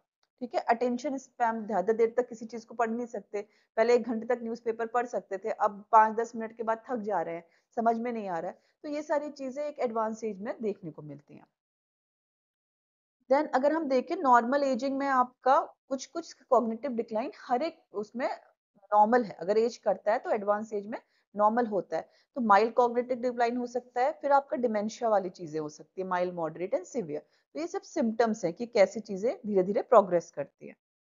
नेक्स्ट आपका डिप्रेशन, अगर हम मेंटल हेल्थ की बात करें तो अगेन आई टोल्ड यू कि डिप्रेशन का कोई भी कॉज हो सकता है। It could be biological, it could be due to कुछ फिजिकल पेन है, क्रॉनिक पेन है, because of how people are treating him around him and how he और she is coping with the loss of a spouse और a friend. ठीक है। Anxiety disorder, increase worry about health, finances, independence and mortality. So feeling of despair and sadness, sleep problem, no desire of socializing, loss of interest in beloved activities, irritability, loss of appetite, struggling to think clearly. These are some of the symptoms of depression in elderly. Confuse हो जाते हैं depression in elderly को dementia से। Dementia में भी इंसान चीजें भूलने लगता है, डिप्रेशन में भी ये सब चीजें होती हैं। एक जो मेमोरी डिक्लाइन वाला चीज है वो डिमेंशिया के साथ साथ बहुत डिप्रेस पेशेंट में भी कॉग्निटिव फॉगिंग हो जाती है, चीजें समझ में नहीं आना, ठीक है, चीजें याद नहीं रहना, डिप्रेशन में भी हो सकता है। तो कोरिलेट करना पड़ेगा आपस में सिम्टम्स को। Loneliness and social isolation, as I already discussed, loss of spouse, family, and friend contributes to feeling of isolation. Retirement and reduced social engagement. अब रोज काम पे नहीं जाना, एक एक्टिव चीज जिसके लिए हम सुबह उठते थे, काम पे जाते थे, एक पर्पस था, वो नहीं मिल रहा है एक एल्डरली को। ठीक है, this can lead to the sense of purposelessness. Social withdrawal can worsen cognitive decline and mental health issues. Role transition and loss of purpose already discuss कि अभी क्या होता है कि एक रिटायरमेंट की वजह से loss of purpose, financial insecurity, पैसे अब कम आ रहे हैं, सोशली जो मेरा एक सर्कल था अपार्ट फ्रॉम फैमिली, आपका एक सर्कल होता है कि आपके दोस्त होते हैं, आपके सोशल नोन पीपल होते हैं, तो वो चीजें हट गई हैं। बिकमिंग इंडिपेंडेंट चिल्ड्रन, कभी अब इस स्टेज में बच्चे भी दूर जाने लगते हैं, कुछ बच्चे अपना इंडिपेंडेंट होके अपने काम पे जा रहे हैं, तो एक लोनलीनेस वहां पे आ जाता है। फैमिली की रिस्पॉन्सिबिलिटी कम हो गई, आप जो एक्टिवली काम कर रहे थे वो कम हो गया, तो एक रिडंडेंट फीलिंग आती है अपने लिए। ठीक है। Then fear of dependency and loss of autonomy. अभी बहुत ओल्डर एडल्ट ऐसे होते हैं जिन्होंने हमेशा लाइफ इंडिपेंडेंटली जी होती है, उन्होंने हमेशा एक इंचार्ज की तरह काम किया होता है, अब उनसे वो चार्ज ले लिया गया है। सो उनको क्या लगेगा कि अभी एक सेंस ऑफ जो सेल्फ कॉन्फिडेंस है वो कम हो गया, एक वर्थलेस वाली फीलिंग आ गई कि मैं तो किसी काम का नहीं हूँ, अब मेरी इंडिपेंडेंस छिन गई है, मैं खुद से कुछ नहीं कर पाता हूँ। ठीक है। Dependence on caregiver for mobility, finances, decision making can lead to feeling of helplessness. Struggle with accepting physical limitation and adjusting to assistive devices. तो ये सारी चीजें एक जो ऑटोनॉमी वाला पार्ट है वो अगर कम हो जाता है तो ये सब चीजें आती हैं। अगेन फिजिकल हेल्थ डिटोरिएट हो रही है, उसको लेके ज्यादा परेशान होते हैं, बीपी की दवाई खानी है, मेमोरी की दवाई खानी है, जोड़ों के पेन की दवाई खानी है, उसको लेके कंसर्न, कहीं गिर गए तो बहुत जल्दी बोन बहुत फ्रिजाइल होती है, फ्रैक्चर्स आ सकते हैं, हेड इंजरी होने के चांसेस रहते हैं। तो ये सारी चीजें, बहुत जल्दी थकान हो जाना, मूड फ्लक्चुएशन, स्लीप डिस्टर्ब होती है एल्डरलीज में, तो ये सारी फिजिकल प्रॉब्लम्स भी कंट्रीब्यूट करती हैं आपके ओवरऑल हेल्थ कैसी होती है एल्डरली की। Managing chronic diseases with and physical limitation, chronic pain may contribute to emotional distress and reduce quality of life. Poor sleep quality can lead to fatigue, mood disturbances, and cognitive decline. Then social stigma and neglect, society में भी मतलब बहुत बार ऐसा होता है कि एक as के बाद आपको काम में नहीं आना है, ये हमारी 60, हमारी रिटायरमेंट एज है, 65 है, और नेग्लेक्शन शुरू हो जाता है। ठीक है। बहुत चीजों में सोशलाइजेशन करने के लिए एज लिमिट सेट होती है कि इस उम्र के लोगों को नहीं अलाउड है, तो ये सब चीजें भी कंट्रीब्यूट करती है फीलिंग ऑफ वर्थलेसनेस के लिए, सेल्फलेसनेस के, सॉरी, हेल्पलेसनेस के लिए। एल्डर अब्यूज एंड नेग्लेक्ट, ये भी बहुत इंपॉर्टेंट है। फिजिकल अब्यूज या मेंटल अब्यूज ऑफ एल्डरली भी होता है, इंडिया में भी होता है, ऐसा नहीं है कि बाहर आपके ओल्ड एज होम में भेज दिया या कुछ हो गया। इंडिया में भी अगर हम डेटा देखें तो बहुत सारे ऐसे एल्डरलीज होंगे जिनको उनके घर वाले या तो कहीं एक कमरे में बंद करके रखेंगे, या तो कभी कभी उनको मारते भी हैं, फिजिकली भी अब्यूजिव होते हैं। कभी कभी ऐसा होगा कि चलो रखा है अपने घर में, खाने पीने के बारे में नहीं, रात को एक टाइम पे खाना दे दिया, उसके बाद देखा ही नहीं, अगले दिन फिर रात को देखा, तो एल्डरली अकेला है, वो बेड वेट कर रहा है, अपने कपड़े वो कर रहा है, कुछ ध्यान नहीं दे रहा है, अगले दिन कोई आएगा काम वाला या अपने आप ही करेंगे, तब साफ करेंगे, तब तक the person will be lying of its own। ठीक है। सो सीनियर अंडर अटैक, एक स्टडी हुई थी कि जिसमें देखा गया था there were many calls in between May to July 21 to July 22 in Delhi, जहाँ पे कि गवर्नमेंट ऑफ इंडिया की एक एल्डरली हेल्पलाइन नंबर है, हेल्पेज इंडिया की वाया, तो उसमें बहुत सारे पोटेंशियल अब्यूज के केसेस आए थे। ठीक है। So this is something which is getting day by day increasing. Okay. तो यहाँ तक तो हमने क्या लाइफ साइकिल होती है, क्या पर्टिकुलर चैलेंजेस ओल्ड एज में होते हैं। Now we will seeing the different developmental theories of old age. कुछ थ्योरीज आपने पहले पढ़ी होंगी, उसी का ही कंटिन्यूएशन होगा या उसी से मिलता जुलता होगा, कुछ थ्योरीज आपकी नहीं होंगी। एरिक्सन्स की जो साइको सोशल थ्योरी है, ये हर एज में आपने देखी है। ये आपके बचपन में भी है, मिडिल में भी है, एडोलसेंस में भी है और ओल्ड एज में भी है। Then disengagement theory, activity theory, continuity theory, socio emotional selectivity theory, then selective optimisation with compensation, ये हमने एडल्ट में भी देखा था, life course theory. So in brief we will see one by one. So Erikson की last वाली जो psycho social stage है, integrity versus despair. It focuses on how individuals reflect on their life experience and decide कि whether they feel satisfied या फिर they feel regretted and go into despair. तो इसमें क्या होता है, did I live a meaningful and fulfilling life, ये question है। If they accept what they have done, if they accept कि सब चीजें अच्छा हुआ है, तो they achieve integrity, एक अच्छी इंटीग्रल पार्ट डेवलप होता है। And if they feel regret या guilt, तो ये लोग बहुत डिप्रेस या despair हो जाता है। ठीक है, इसका वर्च्यू क्या है, विजडम, समझ, अच्छी समझ होना। ठीक है, it is the ability to accept life's highs and lows with a sense of peace and fulfilment. Acceptance of, अगर कोई फेलियर हुआ, एक्सेप्टेंस ऑफ कि I am getting old, I might die, तो डेथ को अच्छे से एक्सेप्ट करना, ये सारी चीजें इसका पॉजिटिव आउटकम है। रिजोल्यूशन हो जाता है तो feel of purpose, contentment and peace, and accept ageing and mortality, dignity. और पैथोलॉजिकल ट्रेट क्या होगा, डेस्पेयर हो गया, डिप्रेशन हो गया, सोशल अवॉइडेंस हो गया, बहुत ही बिटर या रिग्रेटफुल लाइफ रहेगी, fear of death and anxiety. तो ये सारी चीजें इसमें पैथोलॉजिकल ट्रेट में आ गई। Next is your disengagement theory. ठीक है, it was given by coming and Henry. ये सजेस्ट करता है it is gradual process of withdrawal from social responsibilities and integration. Disengagement यानी कि जो काम पहले कर रहे थे उससे डिसएंगेज हो गए, एंगेज नहीं रहे। तो ये थ्योरी बोलती है कि जैसे जैसे ओल्ड एज होती है तो बहुत सारे रूल्स रेगुलेशंस जो लाइफ के होते हैं, जो एल्डरली पीपल होते हैं, अपने आप को विड्रॉ कर लेते हैं। सो इसमें क्या अज्यूम करती है ये थ्योरी, gradual withdrawal from social, occupational and civic responsibilities and society, ये म्यूचुअल है, सोसाइटी भी फैसिलिटेट करती है इस डिसीजन को, और खुद पीपल भी because of their old age अपने आप को विड्रॉ करना प्रेफर करते हैं। Disengagement is mutual, older adult reduce their involvement and society expects them to them, और ओल्डर एडल्ट को की ड्यूटी फुलफिल करने के लिए नए लोग आते रहते हैं। With this withdrawal is necessary for the orderly functioning of society and helps older individuals prepare for death. Example देखिए, रिटायरमेंट एक एग्जाम्पल है कि पेशेंट अपने काम से अगर एक, क्योंकि आप काम में भी एक एज के बाद शायद कंसंट्रेट नहीं कर पाते हैं, एनर्जी नहीं रहती है, तो making you make way for younger employ, reduce social involvement, attend fewer social events, limiting their social circle, loss of public role, अगर कोई लीडरशिप क्वालिटी वाला इंसान है वो भी एक एज के बाद शायद उस पद से हट जाता है, किसी नए इंसान को आने के लिए वे खोलता है। Increase focus on self reflection, ठीक है, spend more time reflecting on their life experience and spiritual believes. Next है activity theory.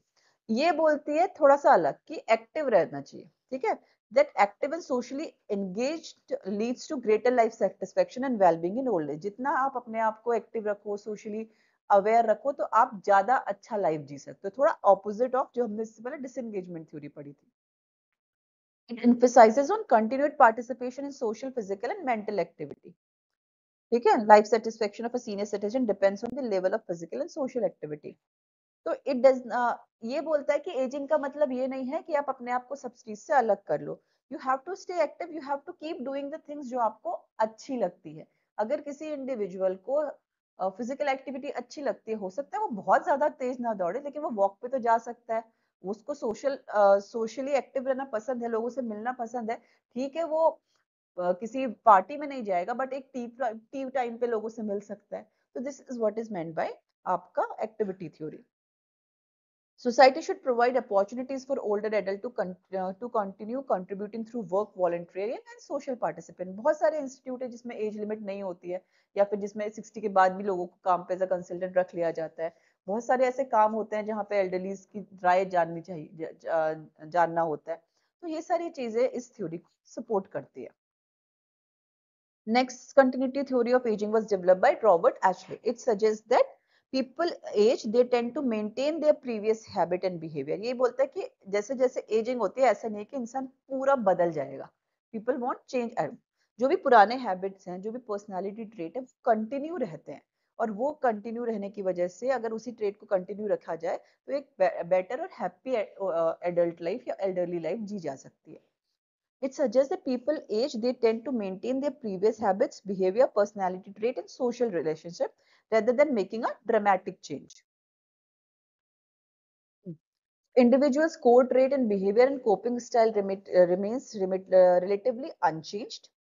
Older adults adapt to aging by adjusting to previous behaviors rather than adapting completely new ones. Individuals who remain consistent with their past self experience greater life satisfaction. Next is your socio-emotional selective theory. ये बोलता है कि how ageing affect social interaction, emotional regulation and goal setting. ठीक है, सो may be एक 30 year old के goals अलग हो, मे बी उसका लाइफ को देखने का तरीका अलग हो, बट एक 70 ईयर्स के गोल अलग हो, वो लाइफ में कुछ और पर्पस चाहता हो। मे बी एक 35 ईयर और 40 ईयर इंसान को बहुत एक्टिव रहना है, उसको सब कुछ अचीव करना है। मे बी एक 75 ईयर्स को सिर्फ अपनी फैमिली के साथ टाइम स्पेंड करना है या अपने स्पिरिचुअल वेलबींग में टाइम स्पेंड करना है। So they become selective about their emotional and social wellbeing. ठीक है, तो जैसे जैसे एल्डरलीज हो रहे हैं, उनकी इमोशनल नीड्स बढ़ रही है, नॉलेज की और इन सब की नीड्स या कुछ नया करने की नीड थोड़ी कम हो रही है। ठीक है, when people see time as limited, they focus on emotional satisfaction and meaningful relationship. Older adult prioritize quality over quantity in relationship. 10 लोगों के साथ बाहर में जाना है, 4 लोगों का जो सर्कल है उन्हीं के साथ खुश है, उन्हीं के साथ रहना है। So this is how they see when they age. Older adults focus on positive emotion and avoid stressful or negative social interaction. Memory and attentions are directed toward emotionally meaningful experiences rather than neutral or negative events. वैसे ही compromise हो रही है, cognitive decline हो रहा है, तो they tend to focus more on what is needed and what is more important for their social and emotional well-being. All right. Then this we have done last time also, selective optimization and compensation, कि जो चीजें important है उसे select करना है, जो चीज important नहीं है उसको नहीं लेना है। ठीक है, अपने आप को ट्रेन करना है किसी चीज में ऑप्टिमाइज करने के लिए, और कंपनसेशन के लिए कोई नई स्ट्रेटेजीज है। हमने फोन का एग्जांपल देखा था कि किसी को एक एल्डरली को फोन यूज करना है, वो हो सकता है व्हाट्सएप इंस्टाग्राम नहीं चलाए, लेकिन शायद वो कॉल करना सीख ले, फोन में वो वीडियो कॉल करना सीख ले। सुनाई नहीं देता तो एक असिस्टेड टेक्निक यूज कर ले, क्या बोलते हैं, हियरिंग एड, कि उसको बेटर सुनाई दे, और अपने आप को बार बार जो इजी चीज है उसके लिए प्रैक्टिस करें। ठीक है, तो selection, optimisation and compensation. According to this model, successful aging occurs when an older adult focuses on his or her most important areas of functioning and compensates for losses in other area. Next is life course theory. So ये बोलता है कि old age एक आपका single stage नहीं है, लेकिन एक कोर्स ऑफ चीज है, कि जो भी एंटायर चीज आपकी लाइफ में हुआ है उसकी वजह से आपकी जो एल्डरली एज है वो अफेक्ट हो सकती है। आपके बचपन में कैसा आपका रहा है, आपके फाइनेंशियल डिसीजंस कैसे रहे हैं, कोई इमोशनल ट्रॉमा तो नहीं है, किस एज में आपको जॉब लग गई थी, किस एज में आप पेरेंट बने थे, ये सब चीजें आपका कंट्रीब्यूट करती है एक हेल्दी एडल्ट लाइफ या एल्डरली लाइफ कैसे जी जा सकती है। Suggest life is shaped by experience, historical event and social roles. जैसे कि हिस्टोरिकल इवेंट में जो लोग वर्ल्ड वॉर के टाइम पे जिए होंगे उनकी लाइफ कैसे शेप अप हुई, जो लोग पैंडेमिक कोविड के टाइम पे जिए हैं उस इवेंट ने उनकी लाइफ को कैसे अफेक्ट किया है। People do not age in isolation. Their experiences are linked to family, friends and society. Historical or global events like wars, economic crises and pandemics affect how different generation experiences aging. The age at which major life event occurs affects aging. Individuals make choices that influence their aging experience. Opportunities and hardship build up over time, leading to inequalities in aging. Old age is shaped by experience across individuals' entire life. ठीक है ना, आपका क्या human agency रही है development में, क्या social आपका एनवायरनमेंट रहा है, हिस्ट्री और कल्चर का क्या रोल है, ये सब कुछ आपका कंट्रीब्यूट करती है कि एक हेल्दी एजिंग कैसे हुई है। ठीक है, तिल ने यहाँ तक हमने देखी डिफरेंट थ्योरीज ऑफ एजिंग। ठीक है, अभी ये थ्योरीज पढ़ने का या डेवलपमेंटल साइकोलॉजी पढ़ने का काम क्या है। It promote mental health. आपका पता चलता, आप अगर आप you are aware of the fact कि एक कॉग्निटिव डिक्लाइन एक एज के साथ शुरू हो जाता है, सिम्टम्स क्या क्या है, तो उसके लिए पहले से ही प्रिपेयर हो सकता है इंसान। अर्ली डायग्नोसिस मैनेजमेंट हो सकता है। कुछ ऐसी एक्टिविटीज में पहले से इंगेज रह सकते हो जिसमें आप थोड़ा सा कॉग्निटिवली एक्टिव रहो, जैसे सुडोकू खेलते हैं बहुत लोग पजल सॉल्व करते हैं, चेस खेलते हैं, तो ये सब चीजें एक हेल्दी लाइफ की तरफ पॉइंट आउट करती है। फिजिकल एंड कॉग्निटिव वेलनेस की थोड़ी बहुत फिजिकल एक्टिविटी में भी योगा कर लिया या सिंपल वॉक कर लिया, सिंपल स्ट्रेचिंग एक्सरसाइजेस से भी एक जो मोबिलिटी वाला पार्ट है एल्डरलीज का, वो बहुत हद तक इम्प्रूव किया जा सकता है। rather देन एक जगह पे बैठे रहोगे तो नहीं चलेगा जॉइंट्स, लेकिन हाँ थोड़ी बहुत स्ट्रेचिंग कर रहे हो, थोड़ा बहुत लाइट वॉक कर रहे हो, तो आपकी मोबिलिटी मेंटेन रहती है। Social support and community program, encouraging social engagement and active participation in society.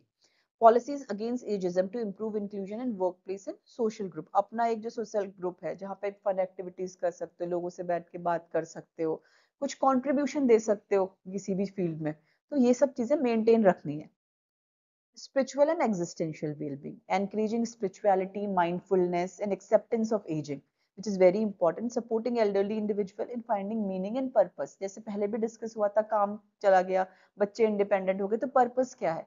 अपने बारे में सोचना कि आगे हम सोसाइटी के बारे में सोचना, ये सब भी एक पर्पस होता है। तो इसीलिए स्पिरिचुअल और एग्जिस्टेंशियल वेलबींग का रोल आता है। So to conclude, we have seen that it is a critical age, but it is not an end. यहाँ पे भी आपका बहुत डेवलपमेंट होता है, बहुत बायोसाइकोसोशल चेंजेस आते हैं जो आपकी ओल्ड एज को अफेक्ट करते हैं। डिफरेंट थ्योरीज पोस्टुलेट करती है कि ओल्ड एज कैसे आती है, जैसे कि कुछ थ्योरीज बोलती है आपकी की कंटिन्यूशन रहता है पुरानी चीजों का, कुछ चीजें बोलती है डिसएंगेजमेंट हो जाता है, कुछ चीजें बोलती है कि हमको कई सारी कुछ चीज सिलेक्ट करनी पड़ती है, ऑप्टिमाइज करनी पड़ती है, कुछ बोलती है कि सोशो इकोनॉमिक ज्यादा इंपॉर्टेंट हो जाता है, सोशो इमोशनल वेलबींग ज्यादा इमोशनल हो जाती है। तो different theories suggest how an effective elderly age can be obtain. Cognitive and emotional resilience play a vital role in successful aging. Social engagement and meaningful relationship are important, and overall, physical health, lifelong learning, adaptability, cognitive stimulation is very important in leading a healthy and successful elderly life. These are your references. With this, I'll conclude today's topic. Thank you very much.